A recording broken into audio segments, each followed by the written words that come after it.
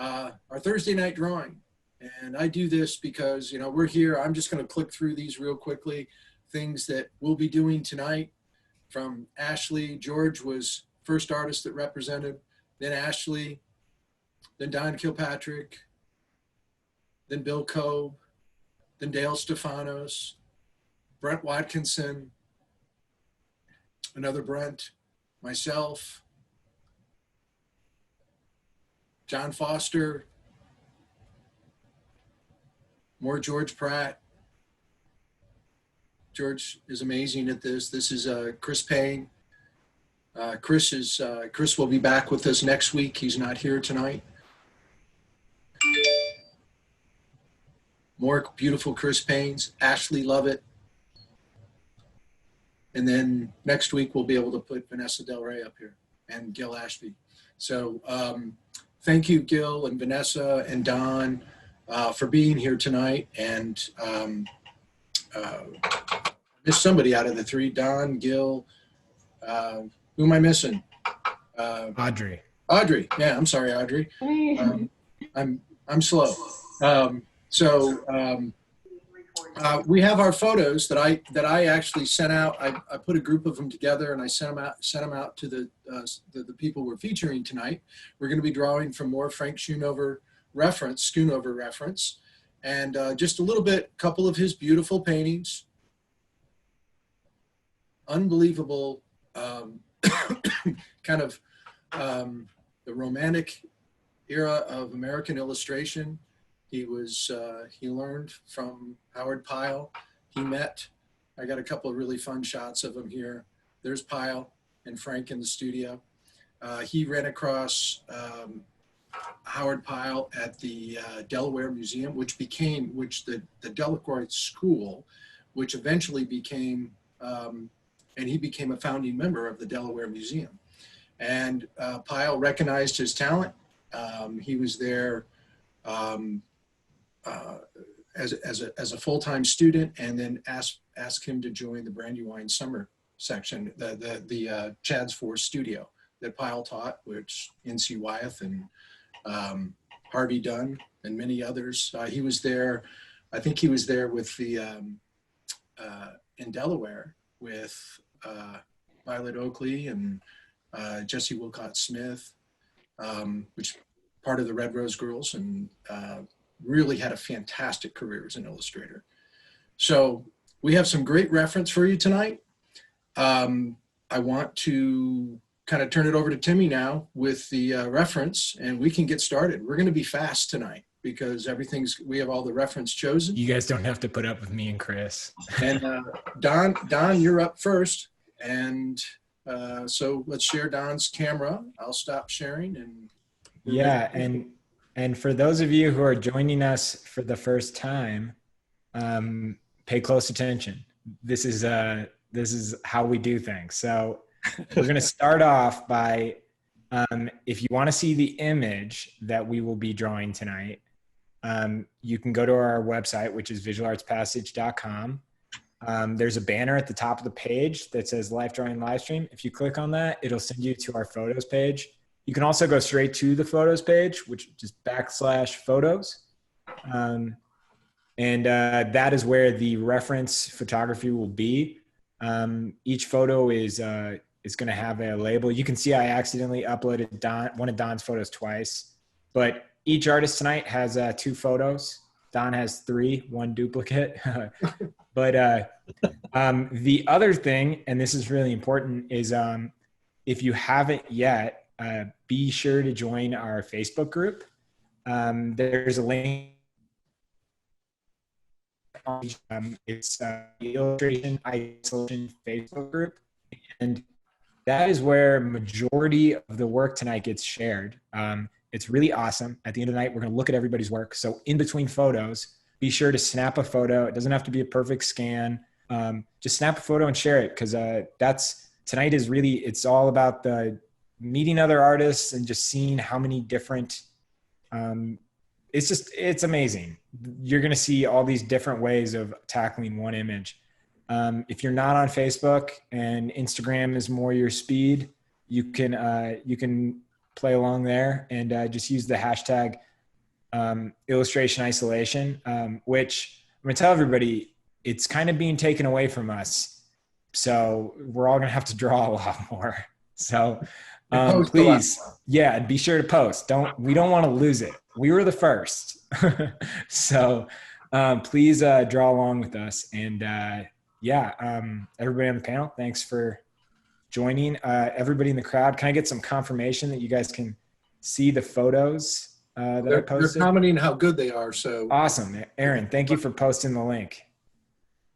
That would have been an easier way for me to do it. Other than that, I think we're ready to go. All right. So Don, you tell me when you're ready. I think I'm good. I think I'm going to go with the older gentleman that's holding the hunting rifle. Oh, good. I already chose that. I had that one up. Yeah, I saw you had that there, and I was like, oh, should I? But I was debating between that one and the person. It's the right one. I love it. Yeah, it's a beautiful pose. So, yeah, I'm just gonna get to it here. Get started. Okay, I'm starting the timer right now. Okay, awesome. Thanks. And another thing, if you're new here, the way we tend to do this is we spotlight one artist, but everyone is drawing on the panel. And occasionally we'll hop around, we'll visit other studios, but right now we're at Don Kilpatrick studio in Detroit. Yeah. Is that Detroit proper? I'm in the suburbs. I'm about 30 minutes north of Detroit and Birmingham, but Southeast Michigan, Metro Detroit. There we go. How about that?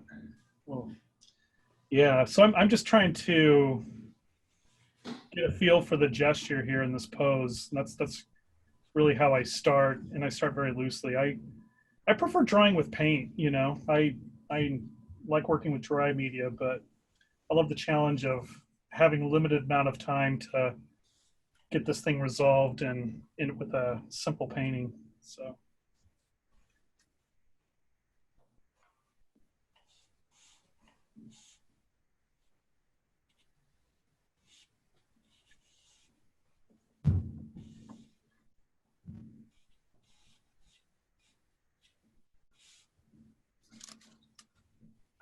David Rose says, whoa, Gil Ashby and Don Kilpatrick, CCS represent. Yes. Yeah. And Audrey's from Detroit, or living in Detroit? Well, not exactly, but an hour away. Yeah, that's Audrey. I did that last time too. I was like, and Audrey, tuning from Detroit.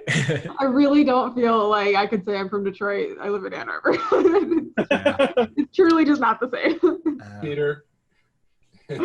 Are you in Ann Arbor proper? Is that a I don't know. Don, I think I'm more like Ann Arbor improper. That's more my style. Awesome. Like your style. No, that's great. It's awesome to see Gil here, and there's so many great people here just in the webinar itself, and so happy that we're back at it again. Yeah. Thanks for saying that, Don. It's fun. Yeah, thanks. Yeah, I was kind of jonesing for it the last couple of weeks. I was like, what am I going to do with my Thursday nights now? It's been live stream some printing. Yeah.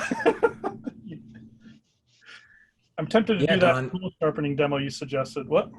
No, I was just gonna say I tuned in a couple of times for your Instagram live streams. They're great. Oh, thanks, man. Yeah, you should. Is that going to be a late night event tonight? Because you should let people know. I think I will. Actually, I think I will. I think I'll do a few more. I don't have a new block to print, but I'll do more of an edition of what I tried printing last night. So, see, I don't do any printing, but it kind of has this listening to your. It was almost ASMR-ish of like a relaxing explanation, Bob Ross level demonstration of printing. It was calming. I really enjoy it. I find it very therapeutic. I mean, I do a lot of different, I enjoy working in a lot of different mediums. Sometimes it gets a little stressful sometimes because you're left wondering like, okay, how much further should I explore what I'm working in? But I've kind of learned to not, give that much attention and just get back into, just get working at what I'm doing. If that makes any sense. Try not to overthink it, I guess.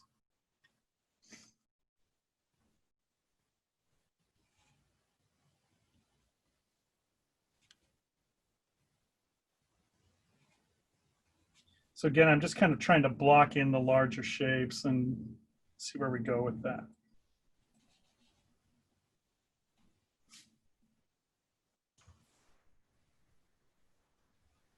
And Don, what made these images in particular interesting to you?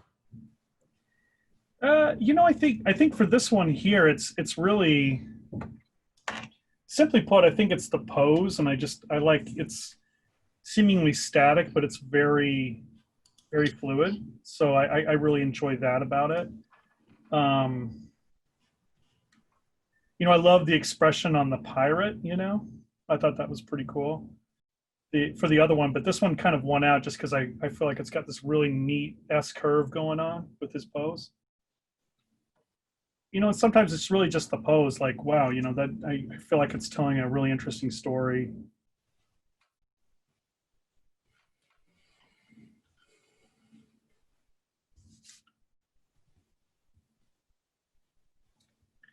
And it's a challenge, when, I'm one of the things I'm kind of contending with right now as I establish this is your mind wants to make it more static. And I have to really fight to lean into the pose or to really over accentuate the pose. And that's the challenge with something like this. So I think I might get back in here and get him a little bit more hunched into, I might readjust right here because it's not. And those are the things I'm thinking about as I'm doing my initial block in. Let's get that real hunch sense that he's hunching in, leaning into that rifle. And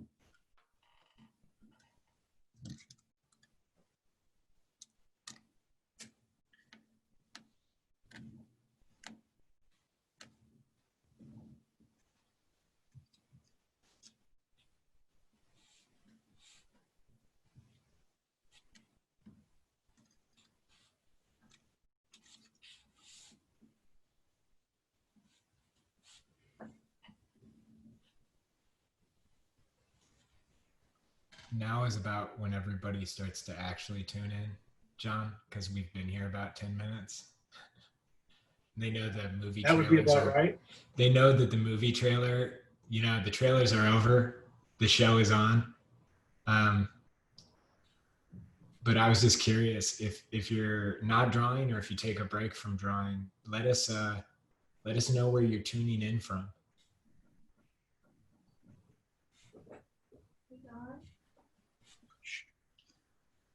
You would think that our program is based in Michigan now.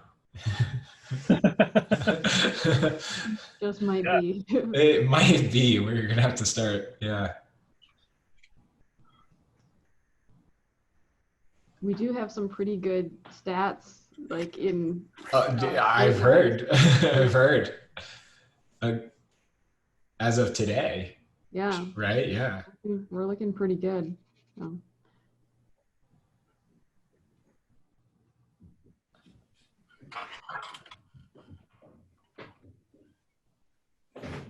Argentina, Indianapolis, Colorado, Connecticut, DC.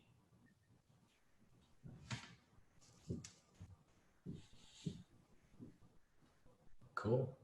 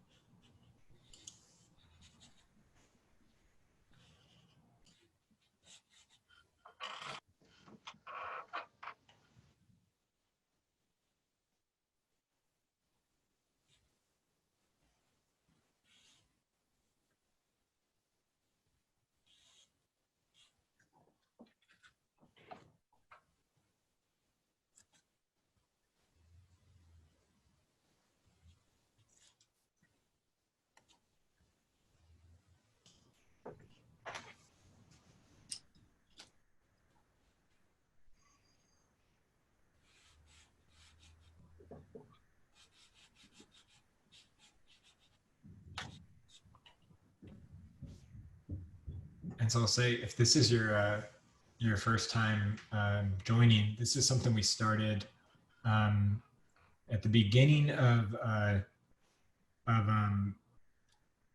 shelter in place, when we were all stuck in our homes. I know a lot of us are still kind of stuck in our homes, but one of the things I don't know, we started, we're a little rusty because it's first week back, but one of the things I wanted to say is, and I wanted to make really clear, all the artists drawing with us on the panel tonight, they've all volunteered their time to join us. John and I it's amazing that you guys do this for us. And I might have been distracted, John, but I just wanted to highlight, we're really excited. I know John probably said this. We're really excited to have Gil Ashby and Vanesa R Del Rey on the panel. It's pretty amazing. I highly recommend looking at their work. We're gonna talk more about their careers when we get around to them, but seriously, we all owe these people a round of applause. They're outstanding.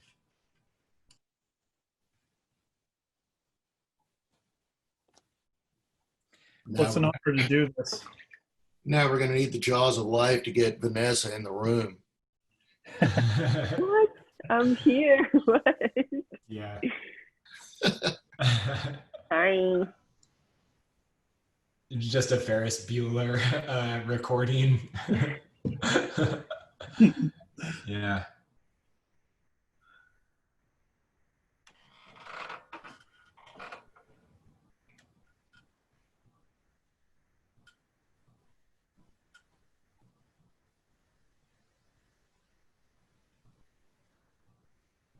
Don, do you think since you've been in quarantine, you're drawing more or less than pre-quarantine? A lot more, yeah. Well, to be quite honest, it's been pretty steady throughout. I think what I'm doing more of, you were referencing it earlier, is more printmaking. I've never had I've never had this much time to do that, even when I've been getting ready for my own show and stuff like that. And not all of it just personal work too. I've just wrapped up a woodcut for a client, Traverse City Whiskey. Just finished that up and got that out the door, and that really kept me preoccupied when I wasn't doing my own stuff and doing college related duties. That's what I was working on. So it's been great. I've never had this much time to do this, so I feel like I've been very lucky.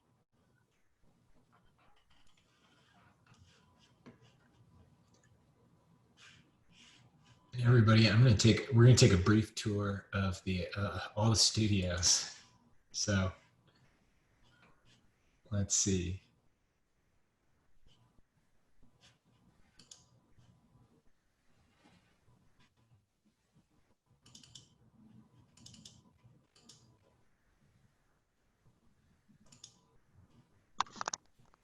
So this is John. John, we're in your studio. That's unfortunate. All right, we're gonna make a quick tour. It's So a good warm up. we'll stop by Audrey. You're up next. Very cool.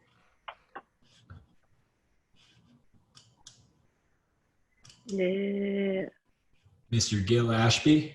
Here we go. Gil, that's amazing. I love that.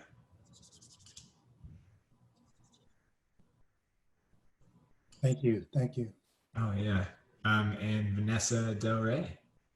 Hey. Hey.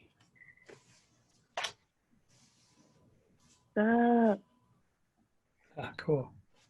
Vanessa, we're all drawing the guy with a gun. No, I'm getting to it. David Rose says it's always funny to hear amazing artists being so self-deprecating. It's funny. All I got. All right, Don, we're back. Oh, I'm wrong anyway.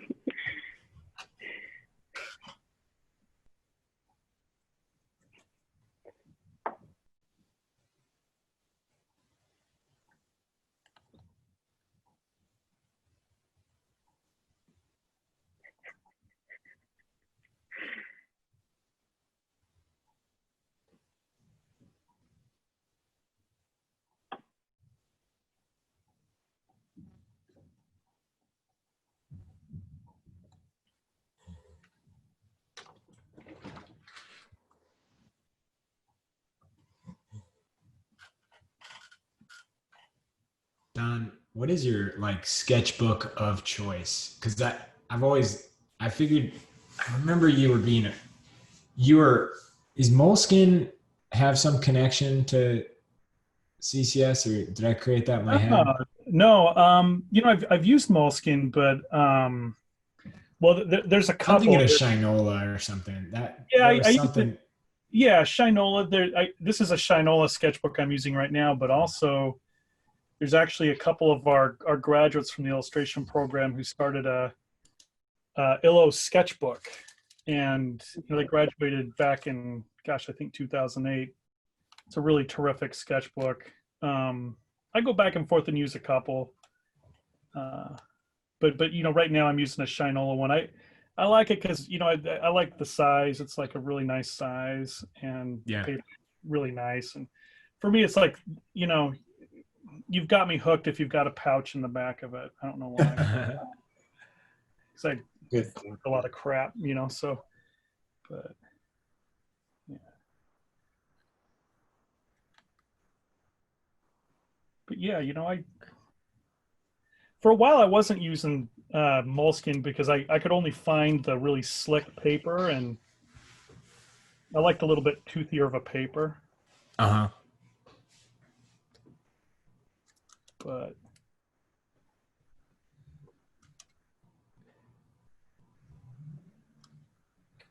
So as you're working on I didn't mean to cut you off. As I just noticed you're doing like some touch-ups on the fabric by his leg.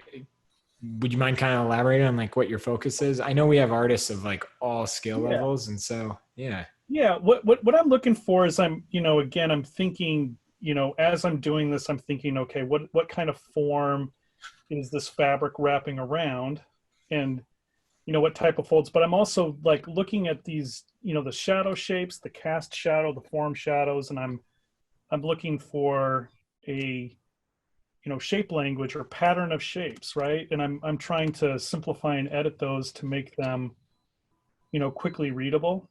Mm-hmm. And some of them I'll spend I normally would spend a little bit more time on this, but because we're on a 20-minute timeline, I try to get it reading as quickly as possible. But in the hurry to do that, sometimes there are things I leave out, but there's also trying to keep a sense of gesture too. So it's kind of that striking that balance. Sometimes it works really well, sometimes it doesn't work quite as well. This is going okay. There are a couple more things that I want to do for this. But I'm enjoying it. It's good to be back into this. I mean, you were saying everyone's feeling rusty. It's been a couple of days. I'm kind of shifting gears from thinking in terms of, woodcut or lino cut and going back into thinking about painting. So. Oh, when I said it was feeling rusty, I wasn't talking about anybody's painting. Oh, no. I was talking about like.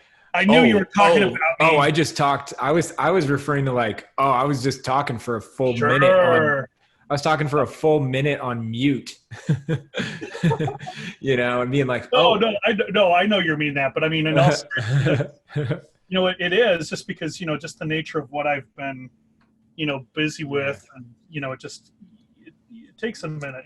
Probably about by the time the third person's up, I'll start really warming up here. That's pretty normal, I think. That's why we had you go first. Yeah. No. That's what I'm hoping, Don, is about the third or fourth person I get going here. Yeah. Yeah. That's how it always is in a figure session for me, I feel. And I guess you could be your own worst critic, but still having a lot of fun. I mean, it's great to just paint from. It's just great to paint again. Here's a question for you from David Rose. Rose. And I think anybody on the panel, feel free to chime in. Do you find yourself, do you find timing yourself, for example, these 20-minute drawings, do you find that helps when you do longer works? Yeah. Yeah? For me, yeah. Yeah?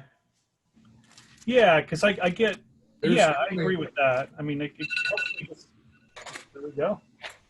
And I'm done. Vanessa, do you do that quite a bit for like sequential work that you work on, or Yeah, just to get, the hand moving and, used to shapes and quick gesture so I can get on it quicker. It takes a while to get the hand and your Sure. eye used to the grind. All right, so I'm gonna show everybody the full panel if I can figure out where that is. 1 second.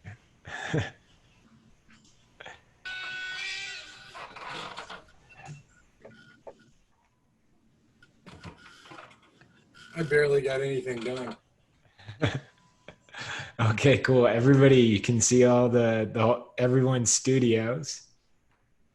I had to make myself an attendee so I can see what the attendees can see, because I got tired of people in the audience being like, I can only see George Pratt's sketchbook still. Okay, so See everything? Wow. we'll stop by Gil's studio. Except George. Here we go. Yes, Where's your Gil, drawing, that George? looks awesome. it's done, but I'm not on camera.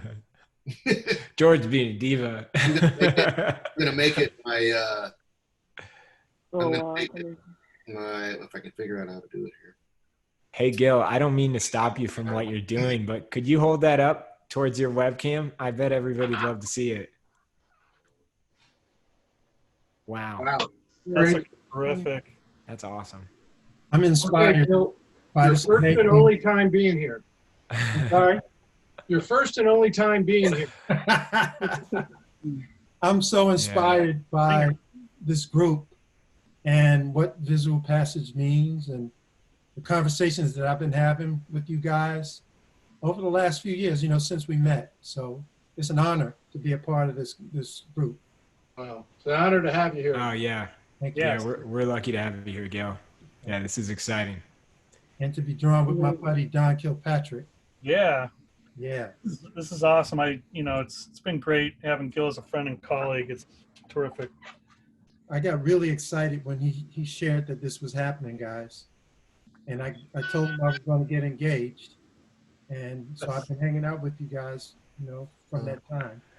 So Okay, we're gonna Gil, it's so great having you here. Yeah, we're really lucky to have you on the team. So thank you very much.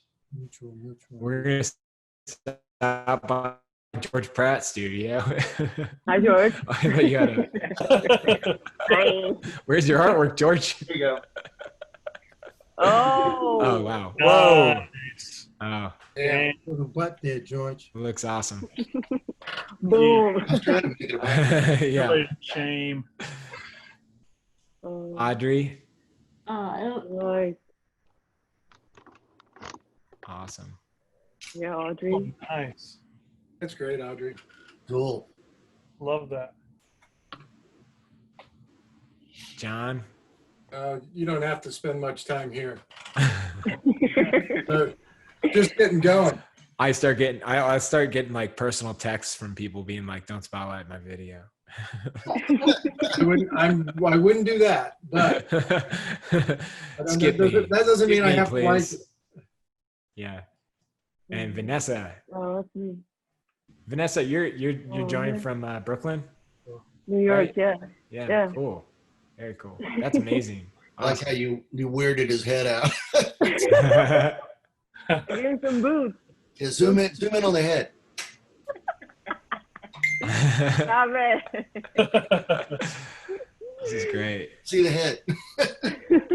Here's a question for everybody. I think it's for everybody. I guess whoever answers first gets to answer it.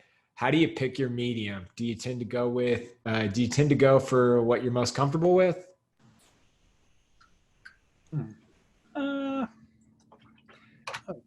Sometimes yes, sometimes no. Yeah. I think for me, it's like just speed, trying to get comfortable and trying to get something that makes sense that I could somewhat control. Keep it simple. Yeah. Like Don doing all that color stuff is really. Did you learn to do that from like a nightmare scenario where you went too deep, like it got too complicated, or? That was for Don, I think. Yeah. Oh, for me? Oh, for me? Yeah, when you say keep it simple, go with what's fast. I mean, yeah. Yeah, because I tend guess to like, I that's kind of a bogus question. I'm like, hey, have you ever failed? no, all the time. I mean, that's part of the process. Yeah. I no, I'm serious. It's Yeah. not fun, but I try to Yeah. embrace it if I can. I mean, I know it's like lofty kind of way of saying it, but yeah, yeah. I mean, I was just gonna say the beauty of failing is what you discover when you fight your way out of that corner. Yeah. Yeah. And that starts to introduce a style because you learn so much from that nuanced experience. That's assuming you get out of that corner. Hey, look, you work long enough, you find your way. Oh, I know. All right. So while we're all joking Vanessa around, does boot drawing for a profession. What was that? I was going to say, while we're all joking around and while these photos are loading, I'm going to encourage all the attendees to reclaim the hashtag illustration isolation. So take it away from the spam posts that have occurred in our absence. So please post your work, share it. We're going to check it out at the end of the night. And it's a really special part of this. So you can go to the Facebook group, you can share it there, or please share it on Instagram using hashtag illustration isolation.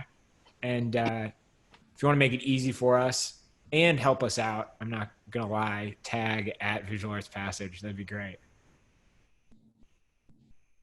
Gary says, you have a soothing voice. Thank you, Gary. I appreciate that. I agree. I appreciate that. Radio announcer. I was kind of reaching for like a Temptations joke, or, growing up listening to that good soul music, or even the DJs that we listened to on the radio. From New York, they were all like smooth and cool. Yeah. So, Frankie Crocker in the 70s was like the guy. Or Don Cornelius on Soul. Don Cornelius. I remember Don. I know I'm dating myself, but what the heck? Gil, I'm so old. I used to listen to Imus in the morning locally. Okay. Same. Gil, I just Googled Frankie Crocker, and that guy is really cool. Yeah. We used to get up every day. They'd even tell us the color for the day. So when we were in high school, if it was like an all green day, half of the school would show up. That's a little exaggeration, but a lot of kids would show up with green, and it was just fun. That's great. I went to the High School of Art and Design, so we had a lot of really amazing artists, young artists from all over the city, so it was pretty cool. Man, That would be an unbelievable experience. Yeah. So, as everybody in the audience probably notices, if I don't pressure them to move on to the next drawing, they're all just going to keep drawing. So, Audrey is up next. Audrey, it's your turn. John, are you ready? No. No. No. I know. I always sit and fiddle with these after the fact because I love having a good start to something, and there's nothing like this to get you going. Okay, so I get to pick one of the two that I No, you have to do both. No, yeah, you can pick either one. Oh, man, It should have loaded for everybody by now. Okay. Yep. Well, the two I picked were I don't know if he's like some kind of admiral, but I think he's on a boat, right? Mm-hmm. Yeah. Yep. I'm gonna guess he's an admiral, and he's got that really cool hat and the buttoned Uh-huh. fire. So I think I'm gonna go with that one. The other one that I picked was the almost like Gibson girl looking outfit. I don't know if that's the right time period for her, but those are the two that I had. Yeah, so I just checked. They're uploaded, and so everybody in the audience should have access to them. Audrey's gonna draw we'll say Admiral. Might be wrong, but the Admiral. If you but if you're in the audience, you can draw whichever one you want. Yeah, you got two options. Draw a lot of girls in dresses, so I figured I'd shake it up, and I feel like I could beef up his mustache too, which always is Mhm. Well, that's what I was thinking too. always any kind of mustache opportunity is a good one. Well, hopefully that's So so joy.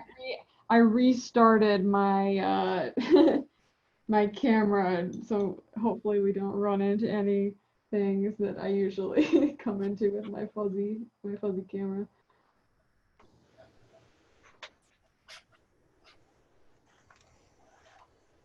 And I have to give my my cousin Adam a shout out. I was talking to him and invited him to come. So hey Adam, if you're out there, Michigan takeover. Well, we're going to put the camera on him here in just a minute. So Yeah, I think he's here, Audrey. We've got an anonymous Adam in the crowd.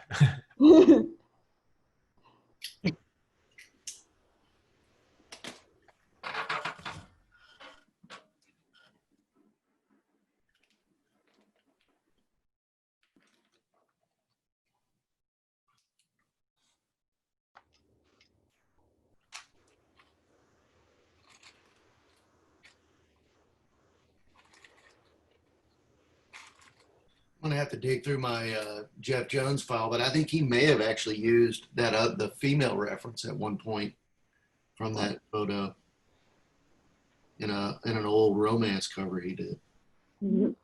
no pressure there. Yeah. Jeff got to meet Schoonover. He actually hung out with him.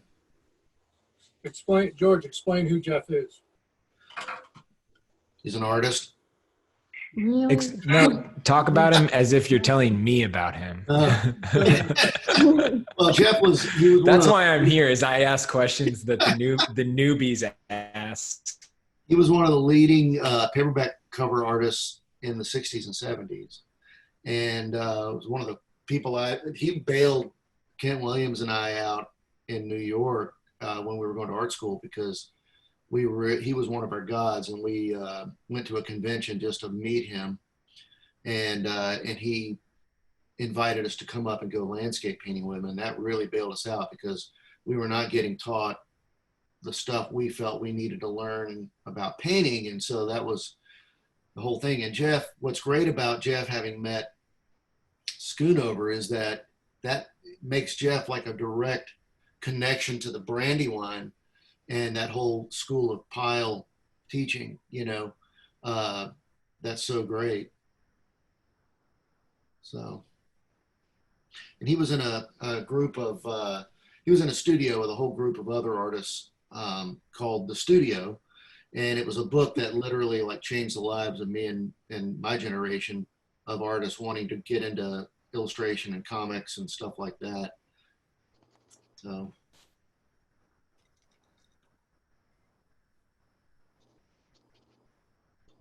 Yeah, I really appreciate hearing all of the stories connected to these pictures because I remember when I was in school, I would sort of discover that kind of stuff in reverse order. I would see, the paintings first and wonder, how people were learning to see and how people were learning to, who people were looking at that their work was turning out in a way that was so appealing. Yeah. So just from my generation, it was sort of like a reverse discovery. So it's really beautiful to see these or hear the stories that, connect a lot of students and artists my age. Where did it all come from? I'm like 14, so. What? I was at, You said you're like 14 years old, so. Oh my God. I'm just here living Don't my sugarcoat it, John. Yeah, she's child life. incredibly skilled and wise beyond her years. Both of us. Both Audrey and It's wonderkind is the term. What is the term? Well, I think, isn't it? I could be wrong. Wonderkind, isn't that the term? Yeah. Yeah. That's the nicer way of saying it. And what does that mean? I have to Wonder say kid. it's a Does German. it just mean like a cool kid? It's No, Wonder it's not Kid. It's not Wonder Kid. Well, no, Wonder- kid means kid. Yeah, Right. that's Oh, what- okay. Right. Wonder child prodigy. I mean, Yeah. I barely know the word. So for me to pretend as if I know the etymology. I'll take it. It makes me sound like special. I don't know. I'm sorry, Audrey. that's how I meant it, Audrey. No, I appreciate it. I was, Audrey, when you were saying about the reference photography and kind of understanding it, because I spoke with we have a couple people that are in the crowd tonight who are at that that high school level. I think they're maybe sophomores, juniors in high school, and this is all very new to them. Yeah. And I was just kind of curious if you could kind of elaborate more on what you were saying, like trying to understand that, like when you look at this amazing piece of artwork, understanding that it came from something. Sure. I mean, the thing is, I have a very strong memory. I feel like that's one of my favorite. I'm very I feel like I'm like a high sensitivity level to like images and sensory things as well as that. So when I'm working with people that age, I totally can tell where your mind is when you're first starting to draw. And usually people think in a very linear sense when they first start drawing, because most people start drawing with a pencil and it's very easy to make a line, right? So I think when you look at these pictures, they really have a lot more to do with lighting and form and atmosphere. And that's not usually people's first thought when it comes to I'm a person who draws, or I want to get better at drawing. So I think that sort of seeing works of art that are made using this kind of reference is really just really different for most artists that start. So if that, I don't know if that makes sense, but that. No, yeah, absolutely. Yeah. So, I mean, when I first started drawing, I was drawing very much like a photo developer. I would just start in one corner of a painting and go, and just, try to copy something. And I think a lot of people, I guess that sort of answers the question, but I was wondering, what the hell people were looking at that got them to make such great pieces. Right. You can even tell based on how young people or people who are new to art take photographs. You can tell their like understanding of form and light just through that. Yeah. Yeah, I think we become better image makers all around. The more we understand what we're aiming for. This is kind of a question for, I guess, the group. Because my background was kind of in filmmaking, photography, production stuff, very limited, but I've heard it a million times. Like, if it's not good, if the written word is not good, the final production, it's going to go through the whole pipeline, and in the end, it's not going to be good if it wasn't good with the written word. Do you guys kind of feel like that is applicable for reference, or is that not so much? Is that an exaggeration in that regard? You're going to be as good as your reference. Yeah.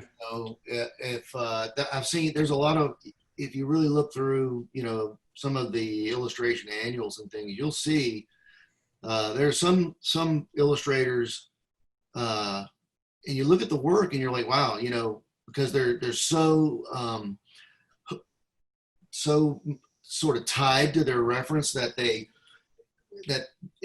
take bad photos, you know, and it actually really does affect the work they're doing. So it does matter. It's like if you have really good reference, it can like really enhance what you're doing with your work professionally. And I think there's such a learning curve understanding what that good means. Yeah. That's a huge part of, you know, what I learned in, you know, art school and beyond is like, okay, what do you mean by good? Well, but it goes into all those things you were talking about, you know, lighting, like, you know, well, it's like we had to shift over to online stuff, and a lot of the lighting was just real, you know, some of the photos people were pulling in was just really bland, and there's nothing exciting about it. And it's because it's not dramatic, and it's also the images didn't even try to be narrative in any way, you know. And there is a difference. So I found that as your knowledge increases, so does your ability to shoot reference. When you understand what you're looking for. Absolutely. Light, and then it's first it's line, then it becomes mass, well, tone, because you're not even thinking about mass and construction and perspective. You're not thinking about anatomy. You're just trying to match the shape. yeah. So as you start to understand, because of that awareness and growth over time, you can, and your ability to break things down into shapes and that relate to anatomy, right? That are revealed by light. You start to shoot better reference. Like, you know, I think we, you know, the great master illustrators hired photographers to get exactly what they needed. You know, but I think that, you know, like if you look at Rockwell and you look all of these classic illustrators and painters whose reference we have access to, they were art directing that shoot. Yeah. And knew exactly what they needed. So that was that. I believe that the combination of experience, understanding what finish is,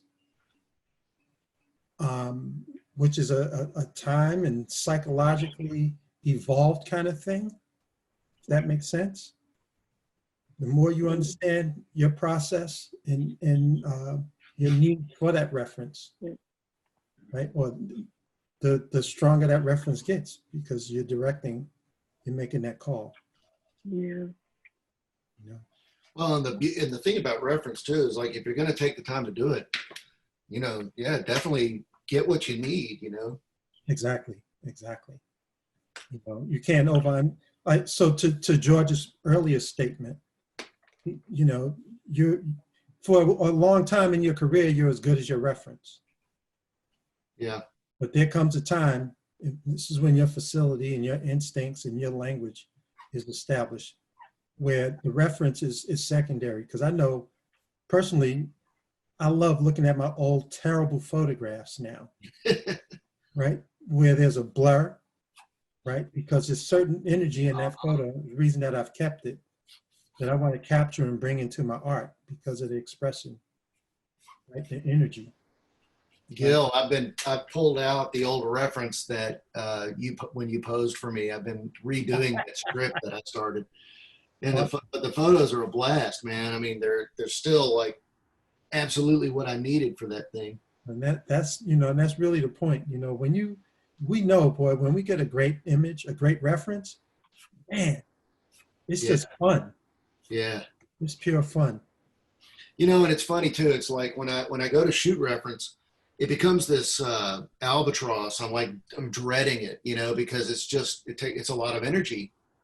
And once I get a model and I start looking through the lens, I get really excited because I'm seeing things that I know, one, that I would not have come up with, you know, out of my head. And here I've got a real figure that, you know, I can move around and actually explore the pose and get a better understanding. And generally I'll find things that I will use because they're just better than what I had, you know, come up with on my sketches and stuff. It's really wonderful. It's inspiration. Yeah. The biggest change for me in all my years has been shifting from this like organic to construction, right? Because I started hanging out with this amazing teacher and painter, Steve Houston. Oh yeah. About 15 years ago. And it seemed like learning form and perspective, learning how important or significant they were in your ability to articulate what you see, decipher what you see. It changed the game. And it actually facilitated my transition into painting and also being able to teach, right? Because there's a logical shape relationship for every anatomical form. The rules of light and perspective applied, and all of a sudden, a lot of this stuff is demystified. Right. You know, the worst thing about it was like having to rediscover the natural fluidity. But I don't say it takes away the fun, because the fun is in the process anyway.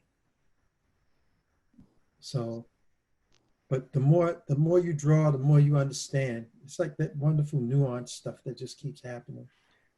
And it's pretty cool. The older I do get, the more I do it, the more I understand, the more I chase, the more I try to apply, you know, what I'm doing.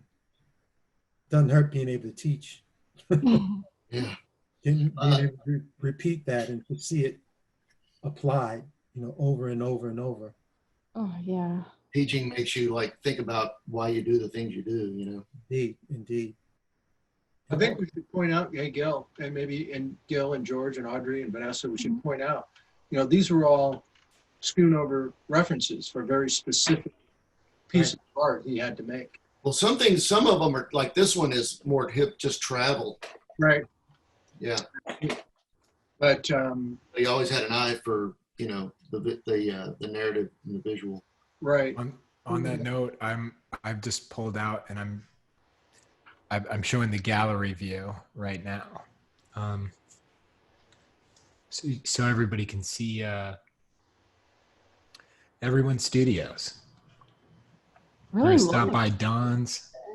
Well, I'm not drawing right now, so.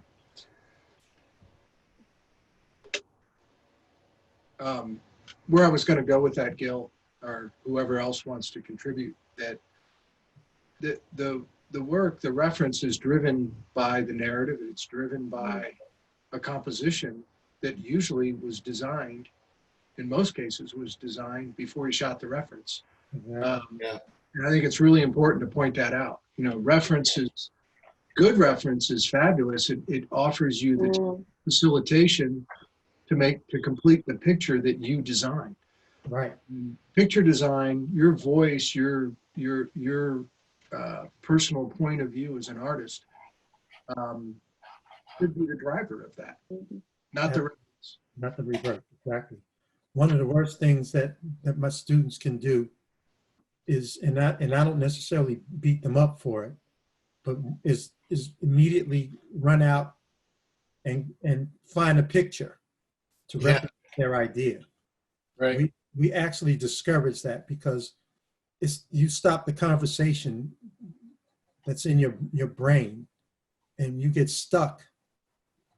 And, you know, when you get stuck because it's not working the way you want it to, there's a lot of stress.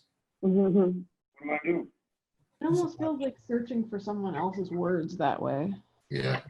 Right. Remember, well, John, you remember the one of the first times that when we did the academy at Ringling, on the Ringling campus, we gave the flat assignment with, you know, The palm tree. like a thing about Sarasota, and like immediately everyone jumped on the computers and they were like looking up palm trees. And Brent went over and he goes, "Excuse me," and he opened up the blinds and he goes, "Because there's palm trees right outside your window." It was awesome. He talked about that in study hall last night. John and Brett and I were laughing about it last night in study hall. But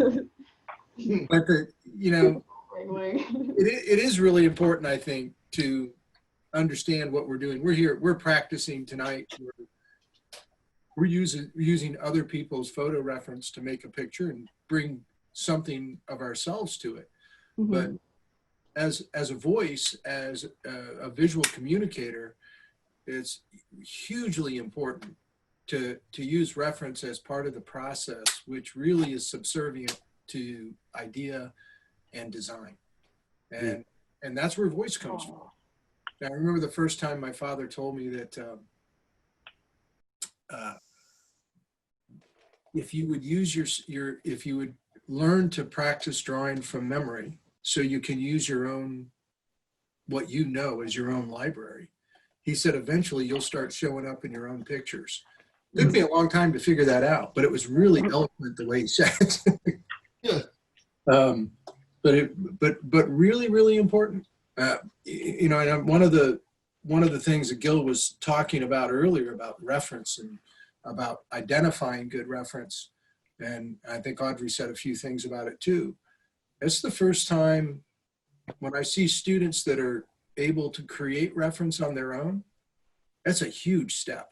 Yeah. I mean, a huge step, knowing the effective lighting, the composition that they're getting in their photography. And it's the first sign of understanding, I think. It usually is for me when I'm teaching my foundations class. Yeah. I agree with that. And that kind of goes back to what I was saying, John, about the more you understand, the better the reference gets. The better the reference gets, the more you mine. I like to say mine, that you really dig out of that source of information. Right. It's just information that facilitates your art. So. Totally agree. Is that the alarm? Yeah, it was the alarm. I had a pretty fun time painting. This was, I think, the head's terrific. Great conversation really helped. Into this. And me not asking you to move your webcam around. Oh my God.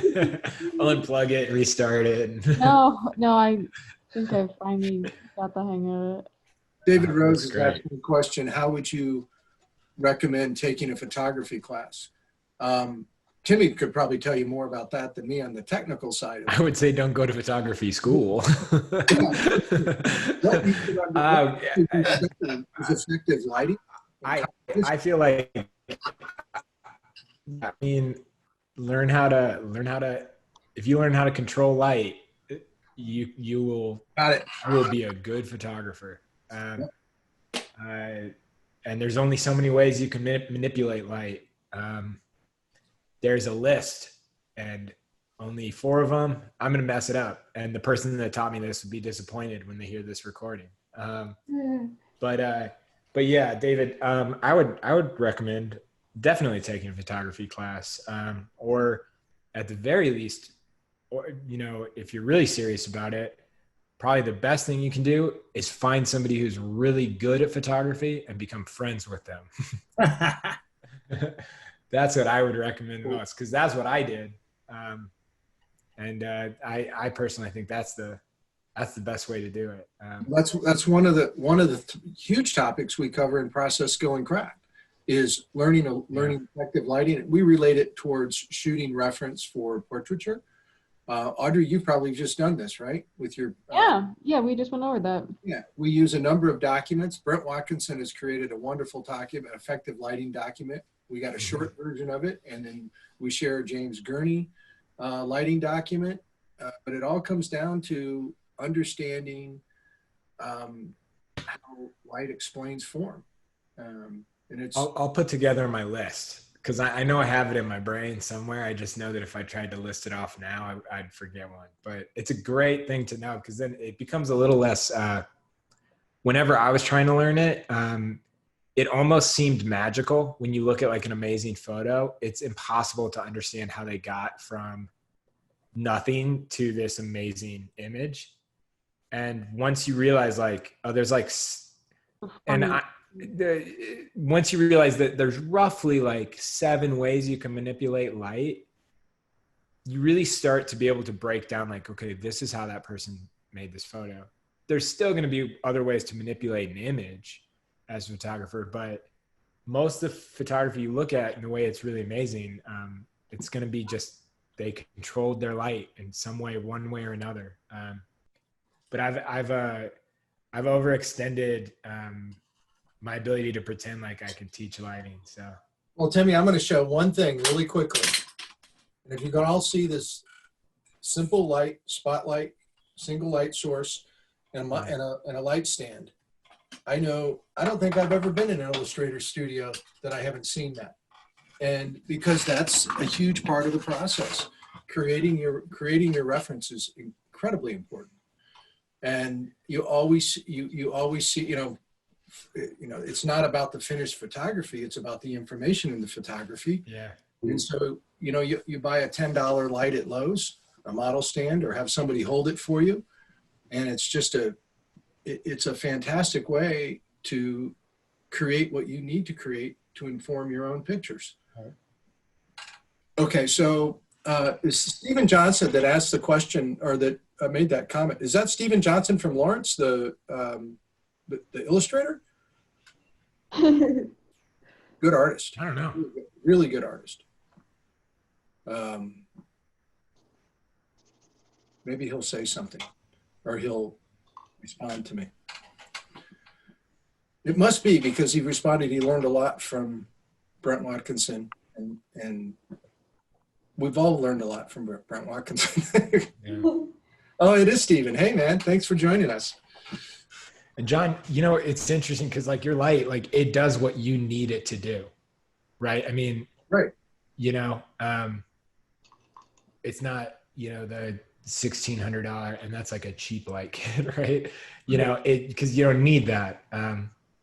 The fastest way to charge, 1,000% of what something is worth is to call it photo equipment in front of it. So, but yeah. But there's also the thing that not being afraid to damage it is a huge thing. To be willing to lay it on the ground and take risk with it. Be creative with your life. I've seen people do that with expensive equipment. I have 2 real photo heads that. Yeah, I've seen the. Yeah. And they're nicely packed in a box that they've been for 15 years. Oh man. I'm afraid to use them. I showed up at the Wade Brothers photo studio once, and there was just like a tabletop of shattered lenses, and it was from a car wreck they had to film. Oh. It's like, whoa, you guys weren't worried about those. Yeah. But those guys are the real deal. So anyways, yeah, we've been talking too much. And then we'll get on to. So I'm going to stop by Vanessa. Very cool. And then Don right back there. Yeah. Nice. Don. That's awesome. Nice. And then George, are you you're gonna do it? Okay. No pressure. Amazing. some mustache liberties. Yeah. All right, Gil, we're heading to your studio. Nice. Awesome. Nice. Cool. And we're gonna stay here. So your camera setup looks great, Gil. Oh, it's working? Okay. Yeah, the drawing's good too. I didn't mean it came out wrong. I meant to do it the other way around. I had great coaches. Every little bit helps. Yep, that was a fun conversation. Yep, every little bit helps. Okay, and Gil's photos are uploading right now. They should be up soon. While that's happening, if you haven't already, please be sure to post your work. Go to the Facebook page or go to Instagram and post it to #illustration_isolation.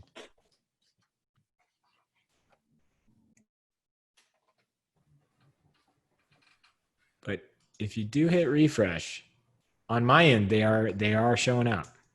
Okay, I'm hitting refresh now. Okay.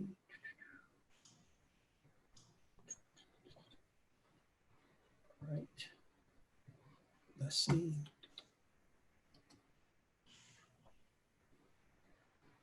Okay, back to photo stream, not that.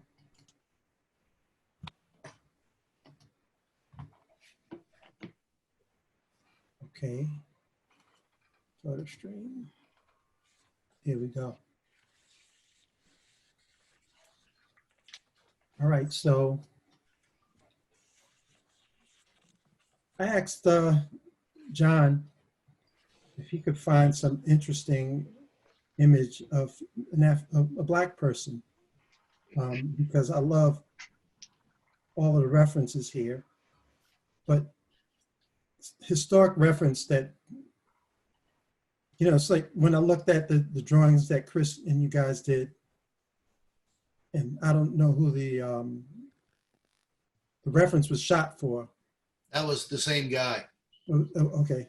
Yeah. It was a beautiful drawing, and I think it brought another level of exploration to the group because you were drawing something different. That makes sense? And so I was thinking that maybe a drawing or of a character, because it's a period character,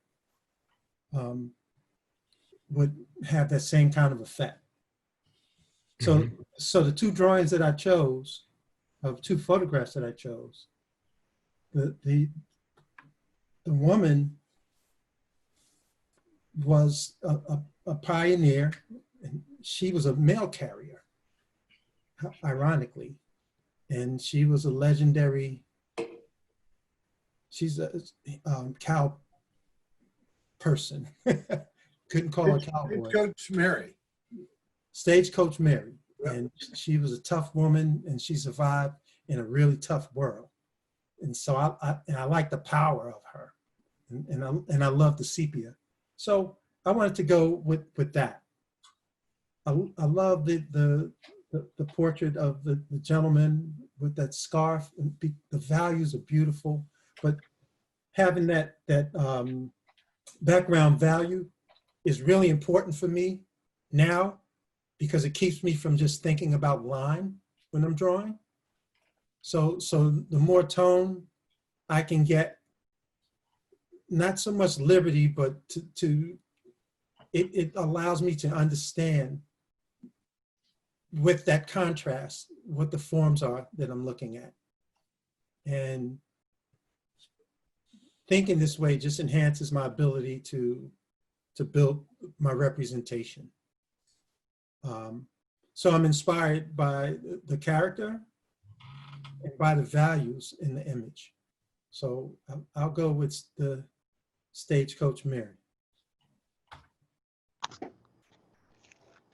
So I guess I get started. Yeah, that's great. Yeah, no, Gil, I'm sorry. I'm learning right now about her, and it is amazing. Yes. Yeah, I don't know if historychannel.com is a reliable source of news and information, but it is pretty, I recommend, if you're in the crowd and you want to learn about this individual, it is well worth it. Highlights from the read include would-be male thieves did not stand a chance, and she had the temperament of a grizzly bear. Wow. And she had to be tough. Yeah, I have to imagine. Yeah, no doubt. That world where you have to make your own law at times, So, and I'm going to use a tone paper. It's probably the Ang paper, pastel paper. I'm working on the smooth side. It's an olive drab. Because of the sepia in the painting, it's going to allow me, if I could work quick enough, to block in, get my drawing in, then block in the tones. And just see how far I could get. So Yeah. away we go. While I bug you with questions and Yeah. banter. And I've been working on a series of images that are based on the Dance Theater of Harlem. And one of them that I'm currently working on is a commission, and I've done like 3 variations of it and of the image. And it's from a photo that I took in 1986 when I was in Paris.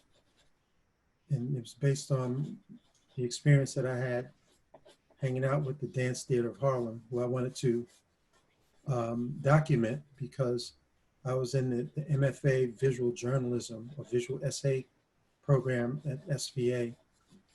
And I'm studying with Robert Weaver and Jim McMullen and Marshall Arisman, Steve Heller. And we were learning how to document, and we were learning to use drawing as a form of documentation to validate it, because it was during that period when illustration was somewhat being questioned. The world was changing, and legitimacy of illustration, fighting against photography and design, and probably technology coming into play at that time. And the program was based on, again, from the way I understood it, was the validation of the power of drawing and making a picture to solve a particular problem. And So I got to go and photograph and live with this company for 10 days, and it just was amazing. And I was, in my mind, the last thing I say, Tim, before I hand the question. Oh no, don't hand it over. I was chasing Degas because I had to stay away from my favorite illustrators at that time. And I'm just blanking out. I'll shout the name out when it comes back around to me. Yeah, I was just gonna ask. So you were in Paris for 10 days, and then were you living in Paris longer than that, or did you go to Paris for this opportunity? And for the opportunity. Yeah. It was amazing because it was the first time I had ever flown. And oh, really? Wow. Yeah, I was, but it was kind of cool because you young folks cover your ears. Back then, when you did those transcontinental flights, champagne flowed. So yeah, I didn't feel too much inhibition. Yeah. So it probably felt like a pretty short flight. No, but I'm some time traveling. Indeed, because I was inspired to write, actually, and I'm not a writer, but poetry happens, in like these magical moments. Mm-hmm. And that really happened to me, and I still have fun. Yeah. And it was like this kid from the Bronx, flying over to Paris, and the illustrator was John Collier. Oh yeah. And flying over to Paris, to hang out, and my medium back at the start of my career was pastel. It changed and varied a little bit as I started to do comics or graphic novels, but it was pastel. And so it was natural to want to follow Degas' lead and draw dancers. And I thought it was important to have that opportunity to document the Dance Theater of Harlem. So that's how that all came about. And it was an amazing time. So I gotta imagine, did you at that age and ending up there where you're you're kind of throwing yourself into the history of it. I gotta imagine, did you try and track down any of the spots or locations that those artists frequented, or? No, because I was keeping up with the Yeah, you're busy. I was keeping up with the company. Yeah. Right. That was it. So being at rehearsal with them, traveling with them on their days off, like the big things, you know, the socialization was incredible because they knew the city because they've had several seasons there. They were well received and highly regarded. So it was an amazing experience for all. So the aside from the theater, the biggest and most amazing thing that I'm remembering specifically was going to Versailles and hanging out at the Louvre and walking along. Yes, that's my favorite one. Okay, but walking along the scene at night and experiencing that romantic light, getting caught in the rain and ducking into the doorway of Notre Dame. It was pretty. Wow. It was pretty awesome. That's romantic. It was very romantic. And then maybe a few years later, the soundtrack for that memory came along with that movie Diva. And if you guys never watched it, saw the movie, it was an amazing story. Is that a 1981 movie? Yes. Okay, I'm looking it up because I want to. Maybe it was a little bit later, but Diva. And the soundtrack was amazing. It was a mail carrier who fell in love with a black opera singer, right? And got caught up some kind of way in a little skullduggery. So it was a fun movie, but the thing about it that was really awesome was that score. It was the scene when they connected romantically, and it was a rainy day in Paris, right? And the score is beautiful. I went and bought the score immediately, but it takes me to that place. So I think I'm going to be, Gil, I think I've been meaning to do this because we put together a Spotify playlist for the isolation group. And I'm going to try and track some of this down on Spotify, see if we can put it together because it looks cool. It's a great movie. It's fun. Yeah. And the score is beautiful. It's really beautiful. So Gil, maybe a more technical question about what you're doing right now. What are you kind of keeping in mind as you're trying to create your interpretation of this image? How are you going after your style? Okay, I'm in this space now where it's all about construction. So it's about trying to really understand the perspective and every form and understanding that point of view and being that the photograph captures or is established in the photograph and chasing it with everything that I have. And I'm identifying all of the anatomical information and using this shape vocabulary that I have to establish that perspective, right? So in doing that, like once I have the construction, once I have that established, then I can start to add light and I can start to move towards embellishing the form and trying to just get something that captures to me the essence of what I'm looking at.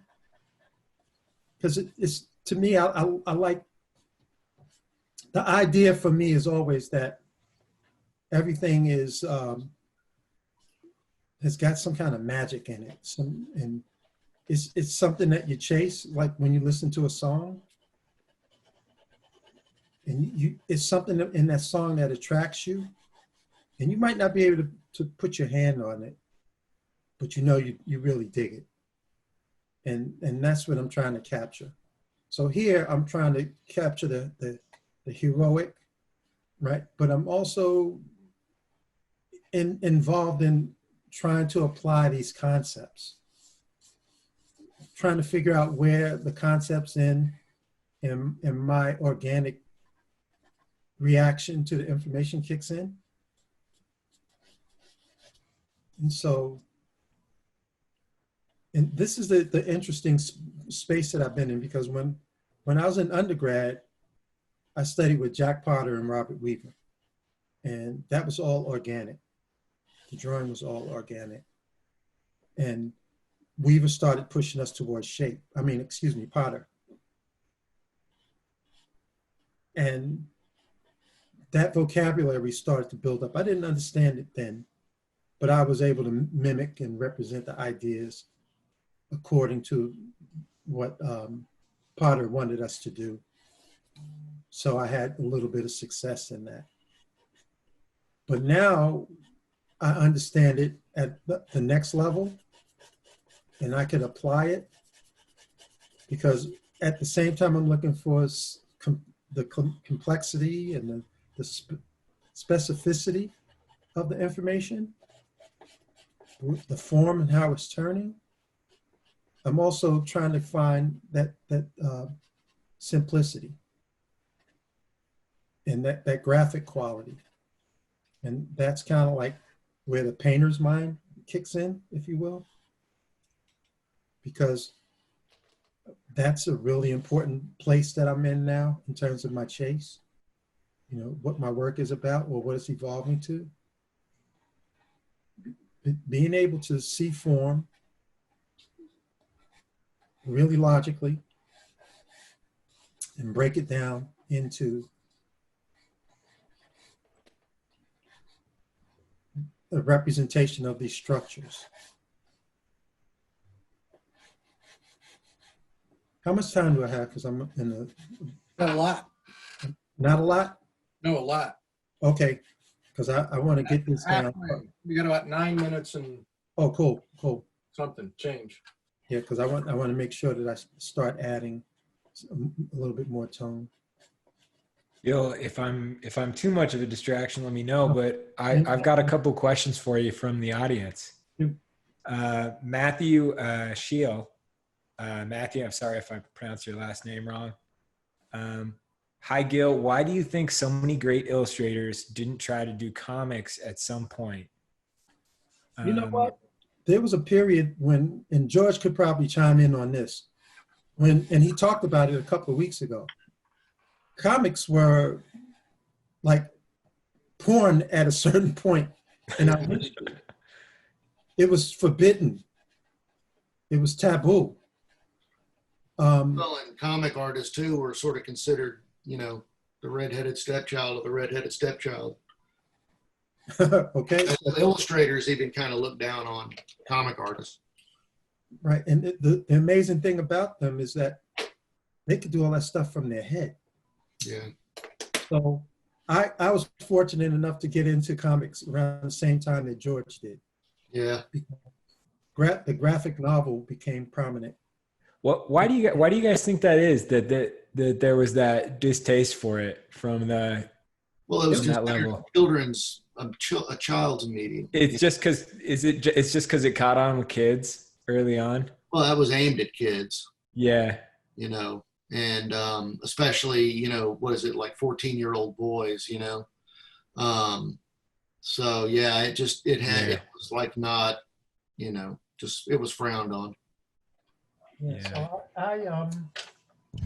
but the other thing too is I think that as you pursue illustration and you get exposed to art history, it's easy for you to become a snob because it wasn't celebrated in art history.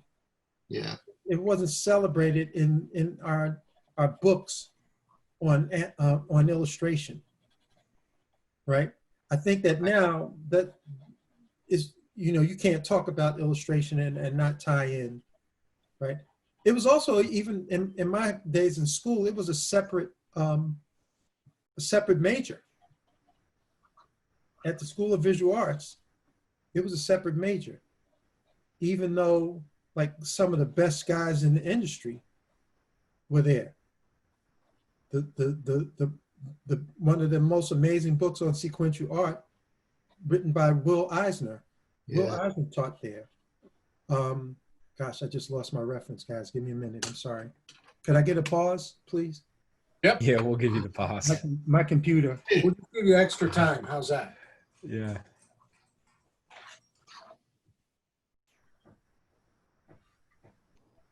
Okay, I'm back. My computer, I have to change the timing on it so it doesn't cut off, or just remember to touch my mouse. I hope that didn't sound too crazy. No, you're set. Okay. So, what was I saying? Will Eisner. Yeah, Will Eisner. Gosh, it was another guy. He was a big guy in EC Comics. Was it Joe Orlando? Joe Orlando. Awesome, awesome man. Yeah. When I first started teaching, he gave me some amazing advice, you know. He was a sweetheart too. Right. But I also had in high school, Bernard Krigstein. Oh my God. Yeah, that's one of the gods. Okay. And I didn't know that. And but he wouldn't even talk about it back then, you know? Right. He was so disgruntled about because he really was going to take it somewhere, and he just kept getting stopped at every corner, you know? Right. People didn't get it. So to answer the question, I think it was really just about the way it was underexposed and segregated in the illustration world, because, you know, illustrators, I think we all aspire to be, you know, great painters. Yeah. It might change a little, it might be a little different today, but I think an illustrator was a painter who wanted to be able to apply that skill to make a living. Yeah. Just, you know, there was this built-in audience, and there was these built-in clients. And even though the rates are a little suspect sometimes, you knew what you were going to get paid. And if you were fortunate enough to work all the time, you could take care of yourself and keep shooting for bigger, you know, and better opportunities. And you didn't see that, you know, you didn't see that necessarily with comics because we weren't necessarily given that orientation. Yeah. And, you know, once you started to learn what the process was, it's a ton of work. Jeez. To cranking out, you know, all of those drawings, and then you were doing graphic novels, all of those paintings. There's no way you're not going to get really good at what you're doing. But that's the beauty of it. But you know, that's our insider scoop, George. Right? Yeah.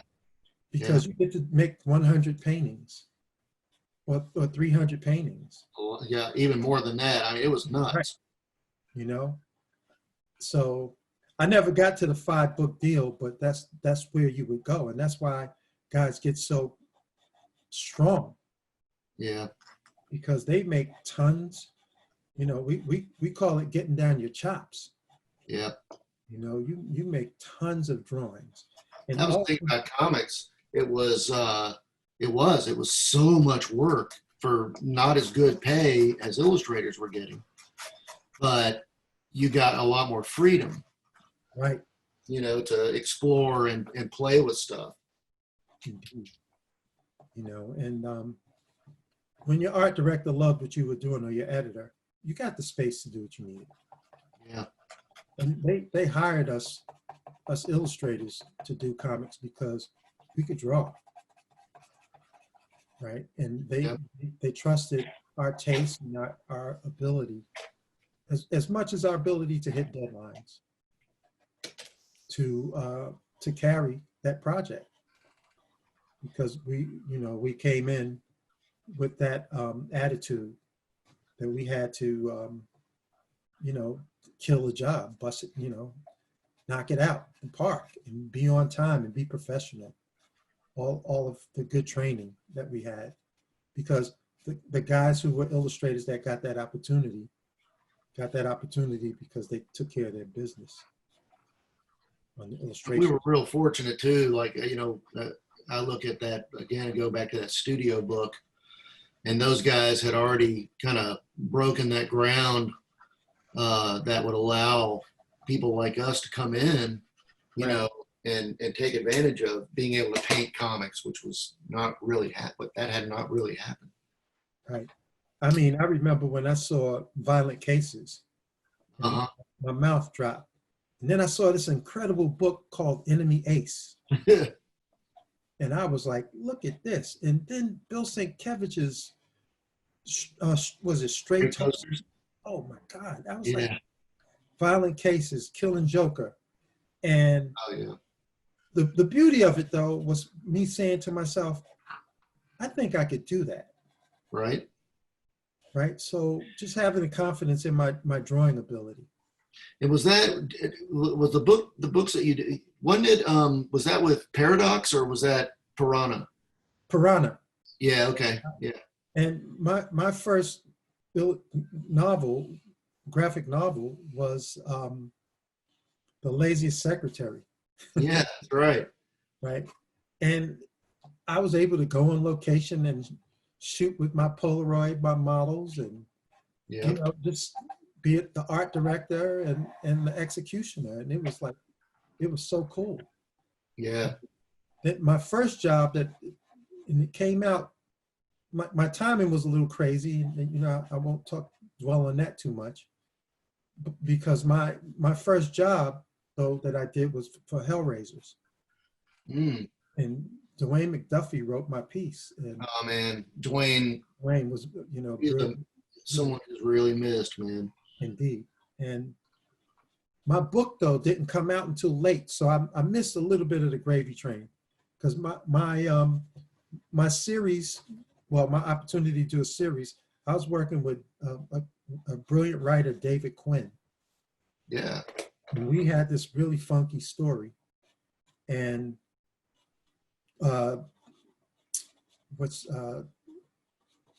Kevin Eastman's company, Tundra bought it, and we were just getting going. And when Tundra decided to sell, in his kitchen, the kitchen sink, and there went my 5-book series. Right. But I ended up doing some stuff with Dark Horse. And I was a little discouraged, so I just, not to go sour grapes. So I kind of dropped back out, but I did a great amount of work in that time for some great publishers and worked with some wonderful editors. And, it's an important part of how I've gotten to where I am today. And didn't you work on Living Color also? Yeah, I actually did a backdrop. Yeah, that's. It was actually it was for Damon Wayne's Last Stand, and I did it for HBO. Okay. Yeah, so that was pretty cool. Yeah. And I had so many cool opportunities, because I worked for I was a courtroom artist for that's cool. For CBS. No, I'm excuse me, not CBS. For NBC, ABC, the Financial News Network. So I guess I got the practice of visual journalism, you could say.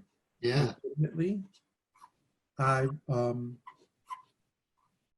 did album covers and graphic novels, and I was blessed enough to do everything. The great jobs that we used to get, the great corporate jobs the annual reports. Oh man, that was good though. That was good though. Indeed. And the freedom was like, it was incredible. Wow. The freedom was incredible. And, you know, so I was all over the place and having a good time. And then one day I left New York. Yep. And I started teaching and still making art. And I moved to this town called Detroit. And some crazy people gave me the opportunity to start a program. And I've been there for 20 years now, so. And it's been a great journey. And the career is opening up to different spaces now. And the painter is emerging. And the passion for illustration will never go away. And being in this set, learning new technology and cool ways to make a picture. And it's all like so cool. It's cool. It's awesome to be here. So doing this reminds me of my days. And this is the way I kind of looked at it. You know, normally we are in our dungeons drawing, right? You don't get to do this in public. So when I had a court date, I used to get hyped up because it became a performance to me, right? The opportunity to show off this thing that I do, right? Yeah.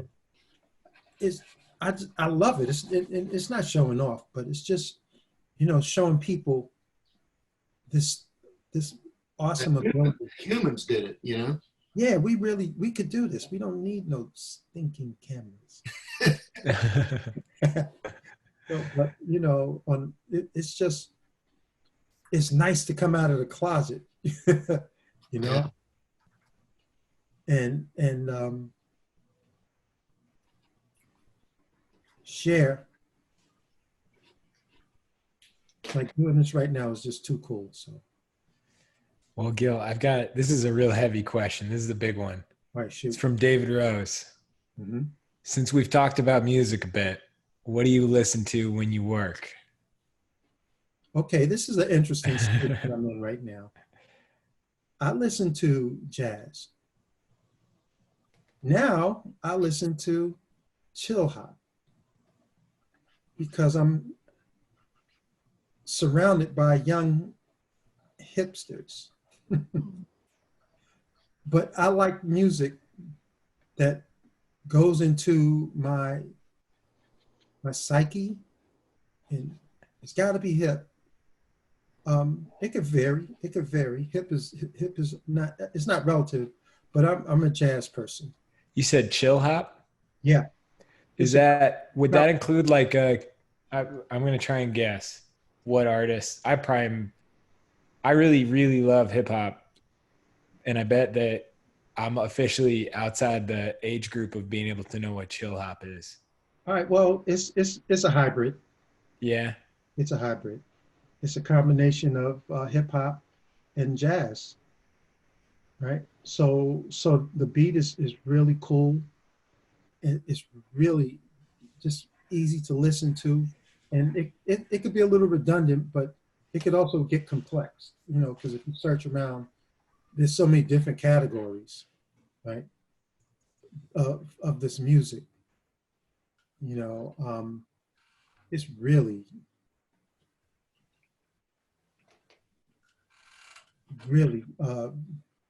it's just cool, chill music, you know, and it's got a nice beat, it's got a nice flow, and it works. It works because it's not about lyrics.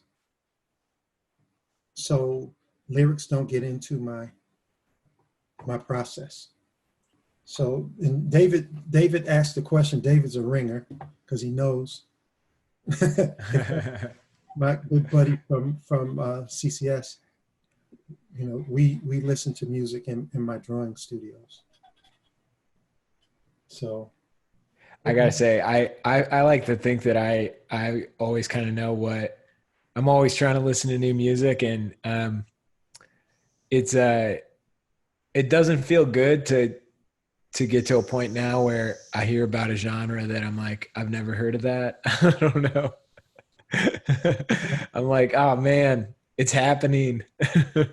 I'm hanging out with more college students. I know, right? But Yeah. somebody's dog second that. Yeah, that's my dog. So this is a challenge for me because I haven't. This is actually the way I worked in the courtroom, and so I haven't done drawing like this where full on the spot color for years, and I'm going to keep doing it. But it's cool knowing where I am, being able to find my marks, because I'm looking for landmarks, because I have this invisible grid that I'm chasing. And all these basic points, like the corner of a nose lines up with the inner corner of the eye, right? This is a slightly 3/4, slightly tilted. So if I don't draw that, my image is going to be slightly distorted, right? These are the measurement system. This is the ancient measurement system. The corner of the mouth lines with the center of the eye, right? And these are things too that we weren't necessarily taught by our instructors during our schooling. And I don't know what the reason for that might have been. But They didn't know. you know, and I would think that's a good point, because if you were in school in the 70s and even in the 80s to a large extent, your instructors, right, say they were in their 40s or their 50s, in illustration, they were taught by fine artists that remained figurative. That was the abstract expressionism. Right. That got left to art education. Right. And it really beat up art education for a long time. But at Pratt, there was Richard Linder, who was part of the figuration group. And Richard Linder was Marshall's teacher, Marshall Arisman. You're talking about Pratt Manhattan? You know what, George? You probably get me on the historic, right? I didn't even know there was a Pratt Manhattan, but that's the school that Marshall Arisman attended. At least that's what she shared with us. I didn't know that. Yeah, so no, I wasn't familiar, but the idea, the point was that it's figuration. Those were the guys that kept held on to the figure. Yeah. And There we was got Jake the benefit. Landau and all those guys. Right, Alan. We got the benefit of that. You know, Ben Shawn Yep. was everybody's hero. We got the benefit of that. So. And we get the benefit of having you here tonight. That's incredible. I get the benefit of being with you guys. So it's an honor, and here's one of the colloquialisms, and I don't know if I should be sharing this with you guys, but I will. Game recognizes game. Yeah. I just got a kick out of that one, right? I know that one. Okay. Yeah. It's a good one, but that's just really respect. Appreciate that, Gil. And I'll tell you, I joke about this all the time. And Timmy, this is not. Should I plug my ears, John? It's nothing against you, but you know, trying to settle everybody down, make everybody feel comfortable. And Timmy makes the statement the last time drawing. He says, "You know, everybody, I want you to think about this is not a competition. I'm trying to get the crowd to participate. The drawers in the room started sending me texts, and he said, "What's Timmy been watching?" Oh man, I'm trying to get the crowd to participate. Oh, I know. You guys are in the octagon of death. I get it. I know that. Yeah. No, it's Road Warrior on the panel. That's fine. I'm trying to make sure the attendees post their work. If George gets finished drawing this amazing sketch and shows it to everybody and just goes, "Oh, this is the worst," some of our attendees don't really feel confident about posting. I'm just joking. And I know. To follow up Gil, it's like, I love John Foster's statement about the Illustration Academy. He goes, I love going to the Academy because I always learn something, and there's people there that are better than I am. And I'm trying to figure out who that is at this point, who John thinks is better than him. John's an amazing artist, but and it's just the constant search as an artist of pushing yourself, putting yourself in that situation. You should feel kind of a comfortable thing to be at the deep end of the pool sometimes. And you got to swim. Yep, work your way out. Yeah, there's like, I'm gonna butcher it, but it's like you want to be well read, make 5 friends that are well read. Do you want to be informed? Find 5 friends that are informed. You want to be a good drawer? Find 5 friends that are good drawers. You want to be an idiot? Find 5 idiots. No, you want to be an idiot? Stop looking. Yeah. I don't know. I mangled that one, but that's well said. It's true though. Find your community, find your people that can push and help you get to where you want to go to. That's how the Academy got started. It's a wonderful thing. Offering the information that wasn't being taught. And of course, my computer did exactly what I've been concerned about. So I'm going to have to kind of rough it and draw from my head for now. Yeah, well, we should probably, let's go for like another 2 minutes, Gil. Okay. So what I'm going to do is just rely on my construction concepts, right? Because the light is pretty much established. I know where all my corners are. I know the forms that I have to bring up. I basically know what the shapes are. And all I'm going to do is enhance the sense of volume. So what you guys see me doing, if you can see what I'm doing, is establishing planes.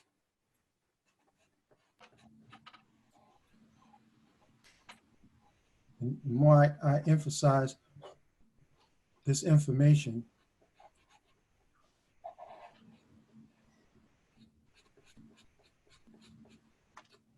the stronger my graphics, the graphic aspect, and my symmetry.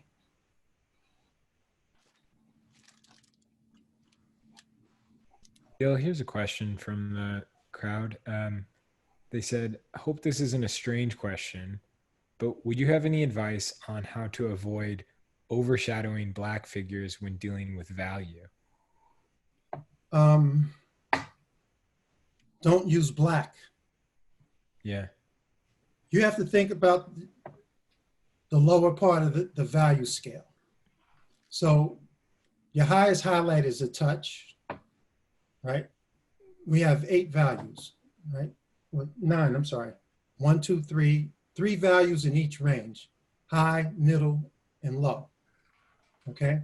So if you try to separate your values, look at your reference, look at the direction of the light source, know where the form is being explained. Once you start to put your darks down, you have to, like, so now is it 3 light, 3 middle, 3 dark values? You got me? That makes sense? If you use the number 2 or let's see, 1, 2, 3, 4, 5, 6, 7, 8, 9 is the black range or the dark range, dark realm. If you use the 7 or 8 to establish a general dark, it will allow you to apply 9 as your absolute dark. That make sense? Yeah. Matthew, thanks for asking that. To answer it, I don't think that was a strange question at all. I think it's a good one. Yeah, so it's just learning how to control value. And then that's relative to your hierarchy. Right? It's relative to a hierarchy. And hierarchy is where you want the viewer to focus. And that dictates where you add information, where you put light, where you let the form drop away, and on and on. Because it's all about that composition. So now if I could get my... John, I haven't heard the ringer go yet. A couple minutes ago. And, are we? I was should giving we? you a couple of minutes. And I think we should be, moving on to the next one. Yeah. So cool. Gil, that was fun. Really enjoyed watching your turn. So It's awesome. I'm gonna cycle through the room. okay. John, we're at your studio. Yep. Wow. That's a great image, John. Over to Don. Very cool. Thanks. Stopping by Sarasota.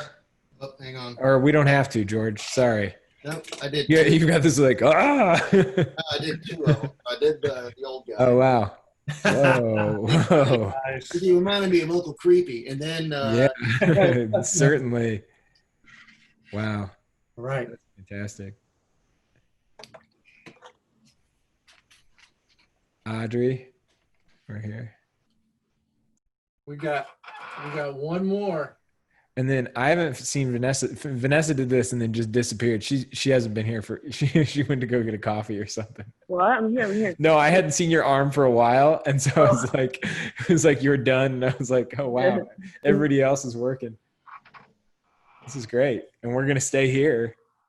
And everybody, the photos, Vanessa's photos that she selected, they're already uploaded. So if you hit refresh,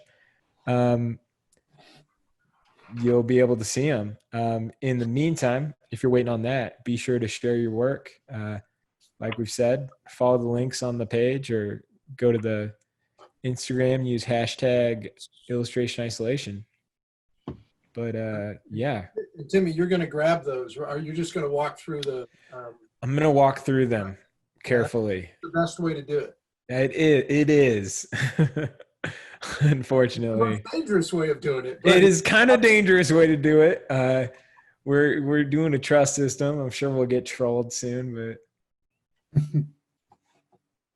yeah, that's awesome. Showing. Yeah. We're just on me now? What? Yeah, the screen is on you. The screen is on you, and then I'm trying to corral. I can see John still working on his drawing from the last one. So it doesn't start until he starts the clock. So we've got a transition period right now. I've got in the meantime, while you're getting ready, Vanessa, and while everybody else is, Matt had a follow-up question, Gil. It was, thank you. And with the inks then, so just 1 or 2 values available? With ink? Yeah. All right, so when I'm playing around with ink, what I do is I'll look at the shapes. I know that I'm using the white as my highlight. I'm dropping my blacks. I don't do it all the time. So when I do it, I have to cheat because I have to figure out my halftone. So I will use a whiteout pen to draw over my black or my sepia ink, and maybe I'll do that another time. I'll use a whiteout pen, and I'll find the right, like I'll just keep pushing it until I get to exactly where I'm trying to get to. But it's still the same value system, right?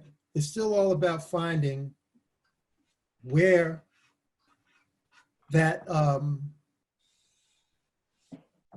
that division of the 3 highlight or the 3 light values, the 3 middle values, and the 3 dark values. Yeah. And then it becomes a game of division. You know, so, you know, it's the thinking doesn't change much. It's just, you know, it's a reduction because I'm not using 4 values, I'm just using 2.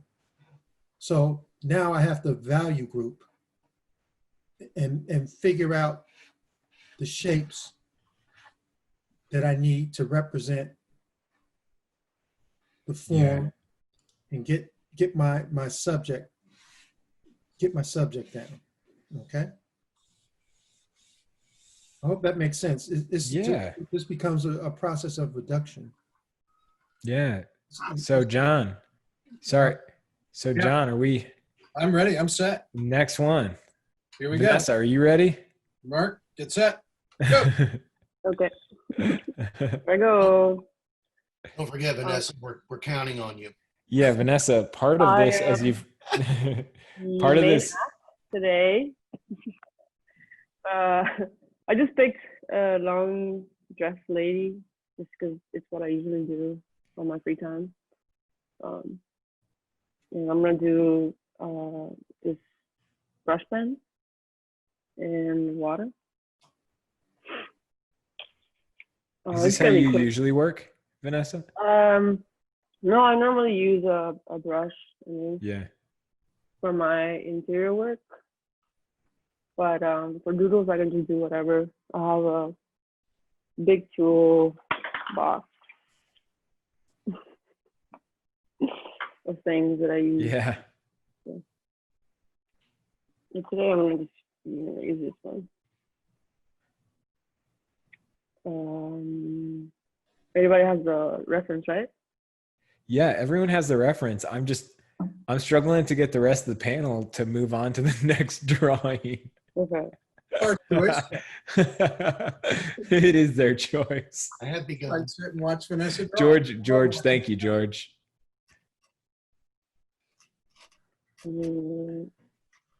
I do have to say that the last time I invited Vanessa to draw, and she did a demo of Yeah. Oh, hold on a second, Vanessa. Yeah. No, keep going. I'll be back in a second. I got to get the pastel off my hands. You're gonna show it off? Yeah.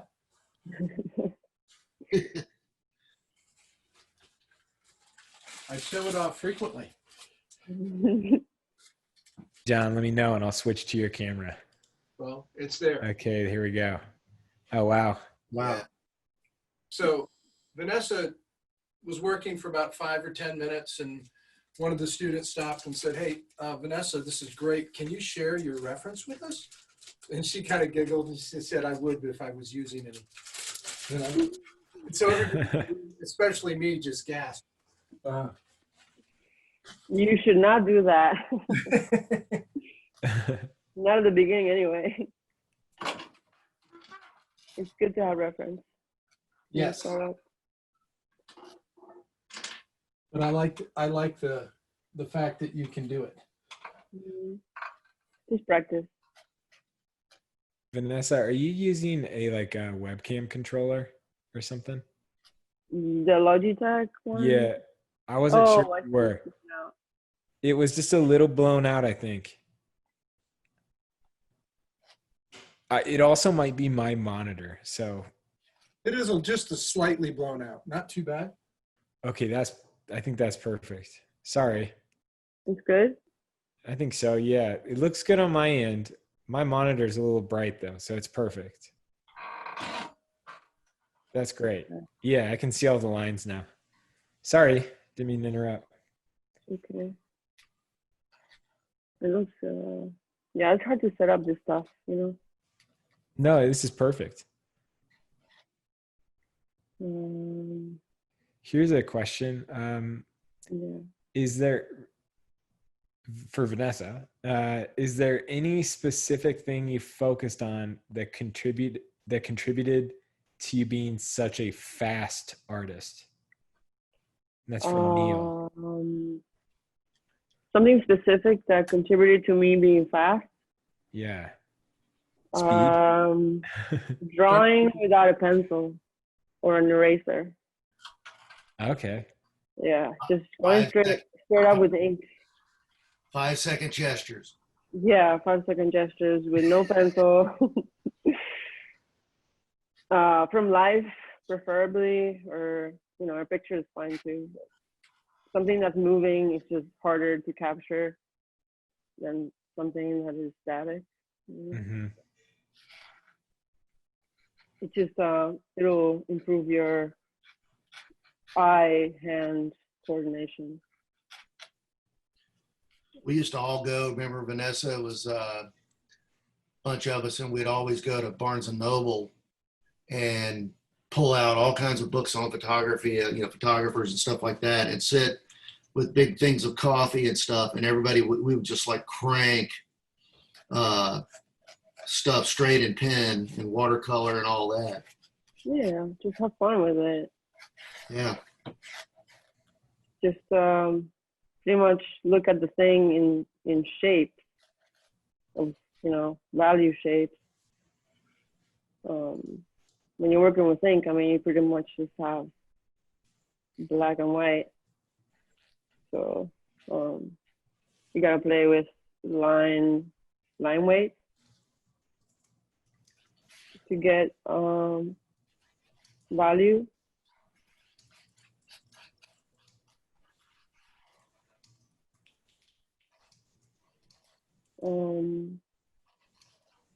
What I mean by that is that you can use like big strokes like this to get like wider shapes. And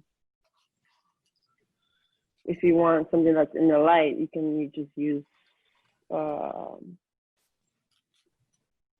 finer lines to indicate the lighter side of it, of the shape.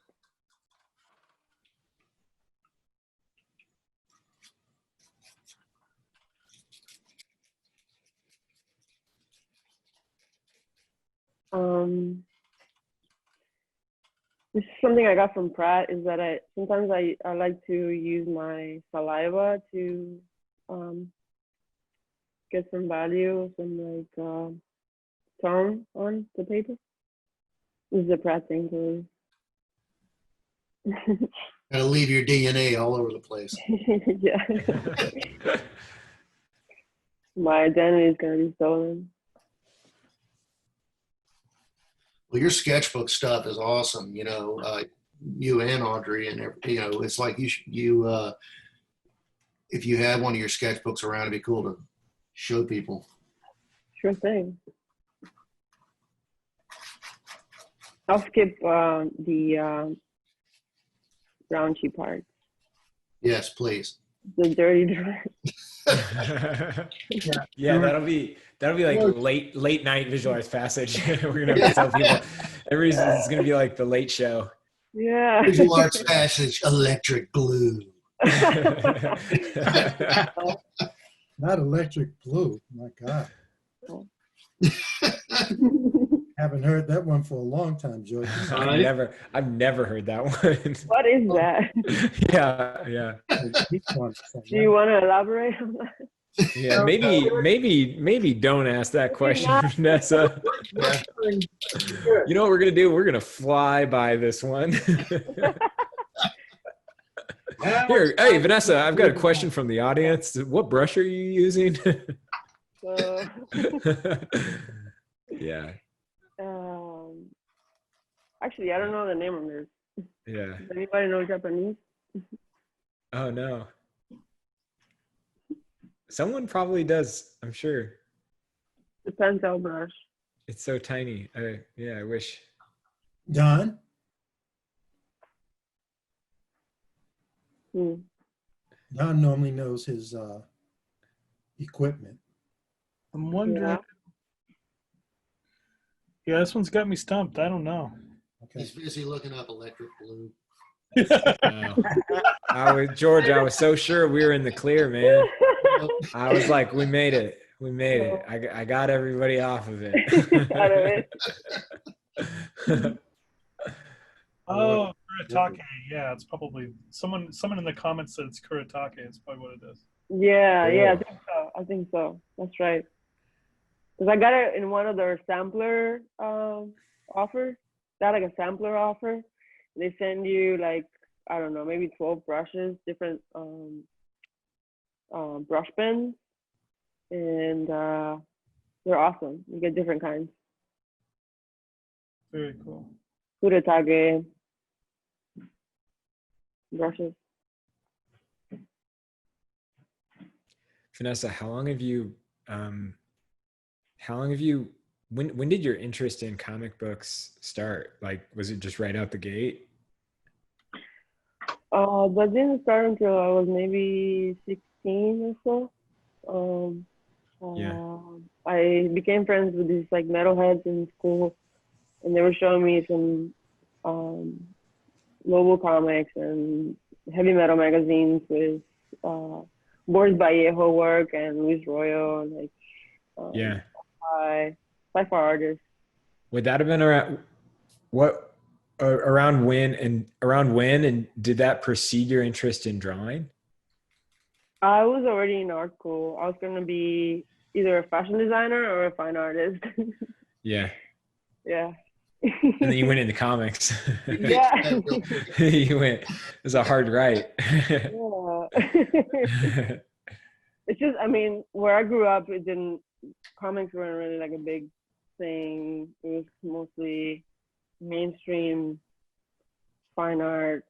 When did you move to the States? I moved to the States in 2002. Yeah. That was 18 years ago. Yeah. And then you grew up. And then where were you living when you moved here? You were were you in Florida? When I moved here, I moved to Miami, Florida. Yeah. And then that's where the comics kicked in. Yeah, I mean. And the metalheads. No, that was before. It was in Cuba when I was. Oh, really? Yeah. I wouldn't have known the metalheads. I thought that was a uniquely. I guess that's not an American thing at all. But it was like if you were a metalhead in Cuba, you were like it was like awesome to be. Really? You were like, I mean, you had access to. That's cool. From outside of the country, so you were like. Really? I wouldn't have thought that. Yeah, that's really interesting. I know, it's so crazy. But I mean, the thing that really got me started looking for artists in general was the internet. I didn't really have internet in Cuba. Really? So when I got here was when I really started having internet. And then I was looking up everybody that I had seen on those magazines and looking more of their work and, you know, finding new people and that sort of thing. And that was amazing. Yeah, a few people in the audience have made it really clear that I'm kind of a dummy for thinking that metal is like only appreciated in America. So I apologize, everyone. Yeah, it's crazy. I mean, American culture travels everywhere. It's like crazy. We're sorry. Yeah. Hey, I'm learning, you know. I'm trying. Yeah, you know. I'm not really a metal. Do you still listen to metal? Or did you listen to metal, or were you just in the proximity of metalheads? I really love metal. Yeah. I was really into it. Yeah. I stopped listening to it maybe like 10 years ago. I just stopped liking all the screaming. I don't know. Just Were there metal? Anna, a visual arts passive student, actually. Any metal comics you like? She asks. Wow, metal comics. I don't know about any metal comics right now. I'm making this too much about metal, aren't I? Like the magazine having metal comics? I don't know. Those were always like short stories, like Yeah. short Yeah, installments. Yeah. Fangirl was a metal comic. Yeah. Apparently, we have like a lot of crossover with the metal community in our drawing Yeah, events. right? So yeah, we'll have to note that for future marketing. You should put up a list. of metal comics. Yeah, exactly. Um, What were some of the first comics you picked up that really influenced? Yeah, right. So metal comics, I guess, would be Lobo, right? Because Oh yeah. that's what I was into then, and what they were into. So it was like Lobo and. You didn't even know it. Yeah, right. But Lobo was the only thing and Spawn. Spawn for sure. Yeah. Yeah. They were really heavy metal comics. Like What makes them heavy? What makes them heavy metal? Just the attitude of it. Dark chains, like hooks and spikes. It's more of a lifestyle than it was music. Yeah. Yeah. Spawn for sure was like Ashley Wood. I really fell in love with his work. Oh yeah. Yeah. But mostly Lobo and Simon Bisley. Simon Bisley was my man then. Indeed. Yeah. What would you say are like, because I know we've got a few younger students in here that are kind of exploring and figuring out what they want to do and how to get started in different corners. What would you say are the must reads for anybody that's kind of dabbling or experimenting in the comics? What are you cannot not read this or pick this up? Based on artists or writers? Let's do both. Let's do two lists. For your art, right? I think George has a better range. Sure. But which ones are the ones for you? For me, you tell people that are must. Well, like I said, Ashley Wood was a big one for me. I really liked Simon Bisley back in the day in the 90s, like 90s Simon Bisley. I liked Mazzucchelli. Yeah. Mazzucchelli's Daredevil. And Sienkiewicz for sure. Who else? Some anime guys, some manga guys, like, well, he's not really like a manga artist. He's mostly like a concept art guy. Ishitaka Amano, or like Masamune Shiro, who did Ghost in the Shell. Yeah. Osamu Tezuka for sure.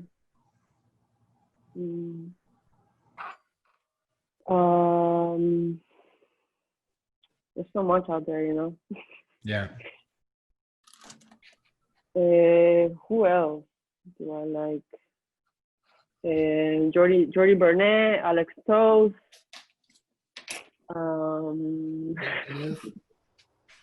Hanif for sure. Jacques Tardy, Hugo Pratt. Golden Age guys.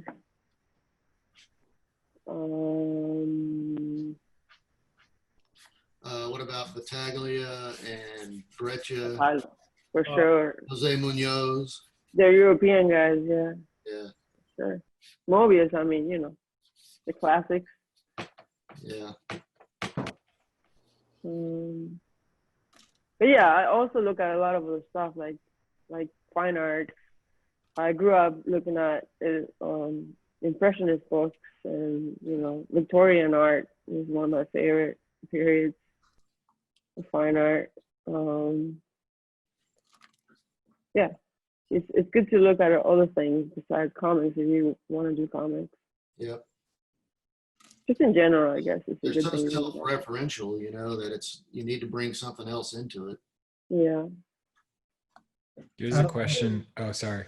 Go ahead, Gil. No, just even if you're doing whatever, like even if you're doing I don't know ballet, anybody. you look at painting, or if you're doing sculpture, you look at comics. Or, you know.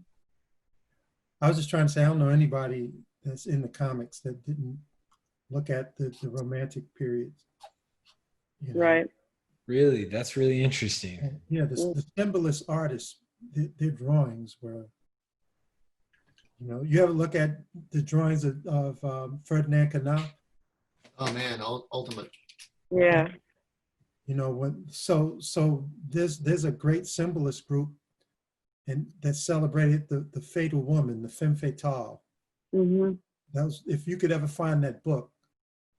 Which man, The paperback. symbolist? it's a big blue, Oh, yeah. yeah, the femme fatale. And to see those cartoons that these guys were doing, and the seduction and power of women, Yeah. which men feared, right? Made for incredible art. Incredible art, Yeah. you know. Yeah, I really love the symbolists too. They're amazing. Yeah. A lot of great work. When John J. Muth, Yeah. you know, Kent Williams, you know, just when Bloods was just like, Yeah, for sure. Painted comics. I mean, Pratt's Batman was amazing. Yeah. The Killing Joker. I mean, when I saw that, was that McKean, George? Yeah. That was Brian Bolland. Brian Boland.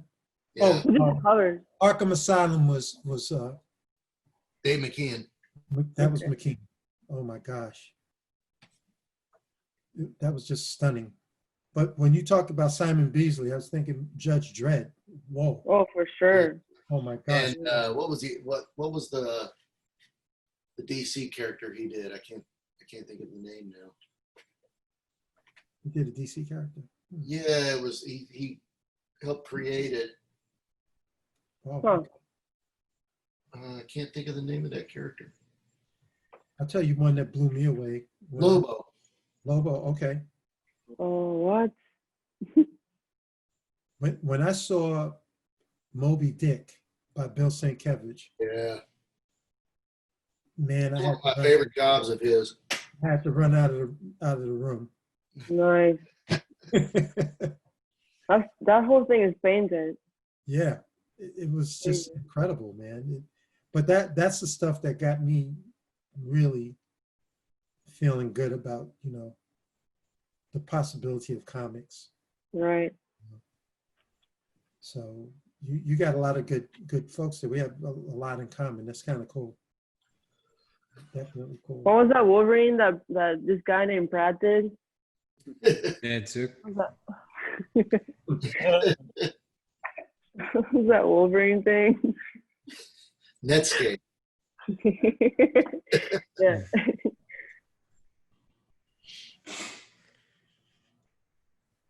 That blew me away. Okay, here's a question from a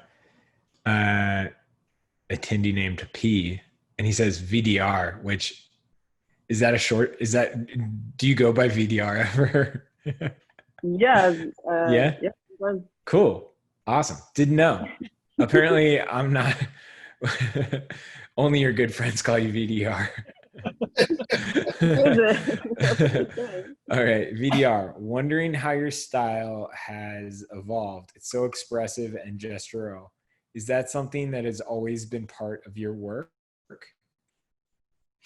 Yes. Yeah. Okay. I'll answer. George is going to answer. Yep. Yep. Yeah. George, how long have you? Because I think we need some background. I know we mentioned it, but George, how long ago was it that you taught Vanessa? Oh man, I don't remember the dates. No. Vanessa, when No. was But you guys have known, but well, the better question is, you guys have known each other for a long time now, right? Yeah. Like 10 years, yeah. Yeah. Wow. Yeah. and well, it's it's the same thing we do with everybody at the academy, right? I mean, lots of trash talking and stuff, and you always do that with the people that can handle it and that will also give it back. And so yeah, she took a lot of guff, man. Oh, wow. But but that was the thing too. Like Vanessa, you and Natalie and there was a whole group, that were into just totally into drawing, and they never stopped.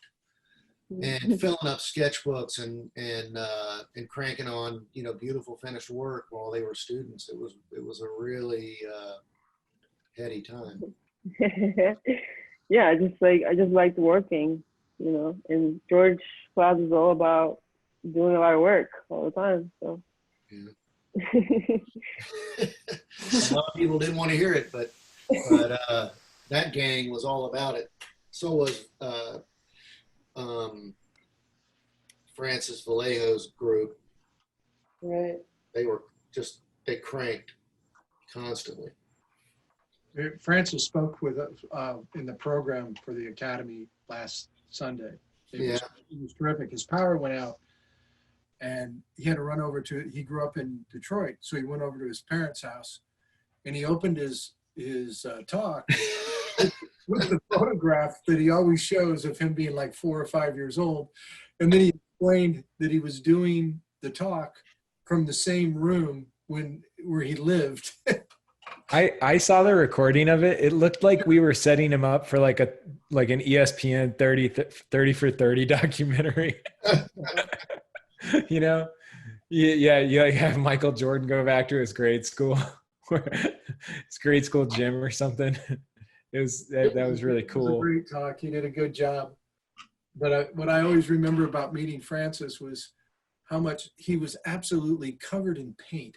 The whole first year at the Academy, just had paint all over him, clothes everywhere. And he was proud of it.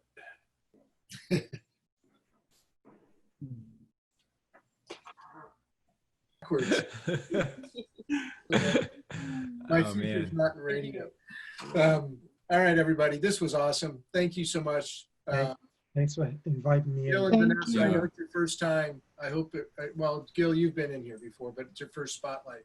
But I hope you'll feel comfortable coming in and just hanging out and drawing with us in the future. Yeah. It's a fun night. Yeah, everyone in the crowd, it's up to you to bully these people to keep coming. Chris Payne called me and he said, let people know I'll be back next week. So yeah. And Bill Cobb also. Yeah. Oh, everyone, thanks. Thank you so much. Really had fun. And right, we'll see you next week. Be safe, everybody. Good night, everyone. Good night. Bye. Take care. Comment. Oh, there it is. Thumbs up. Thumbs up.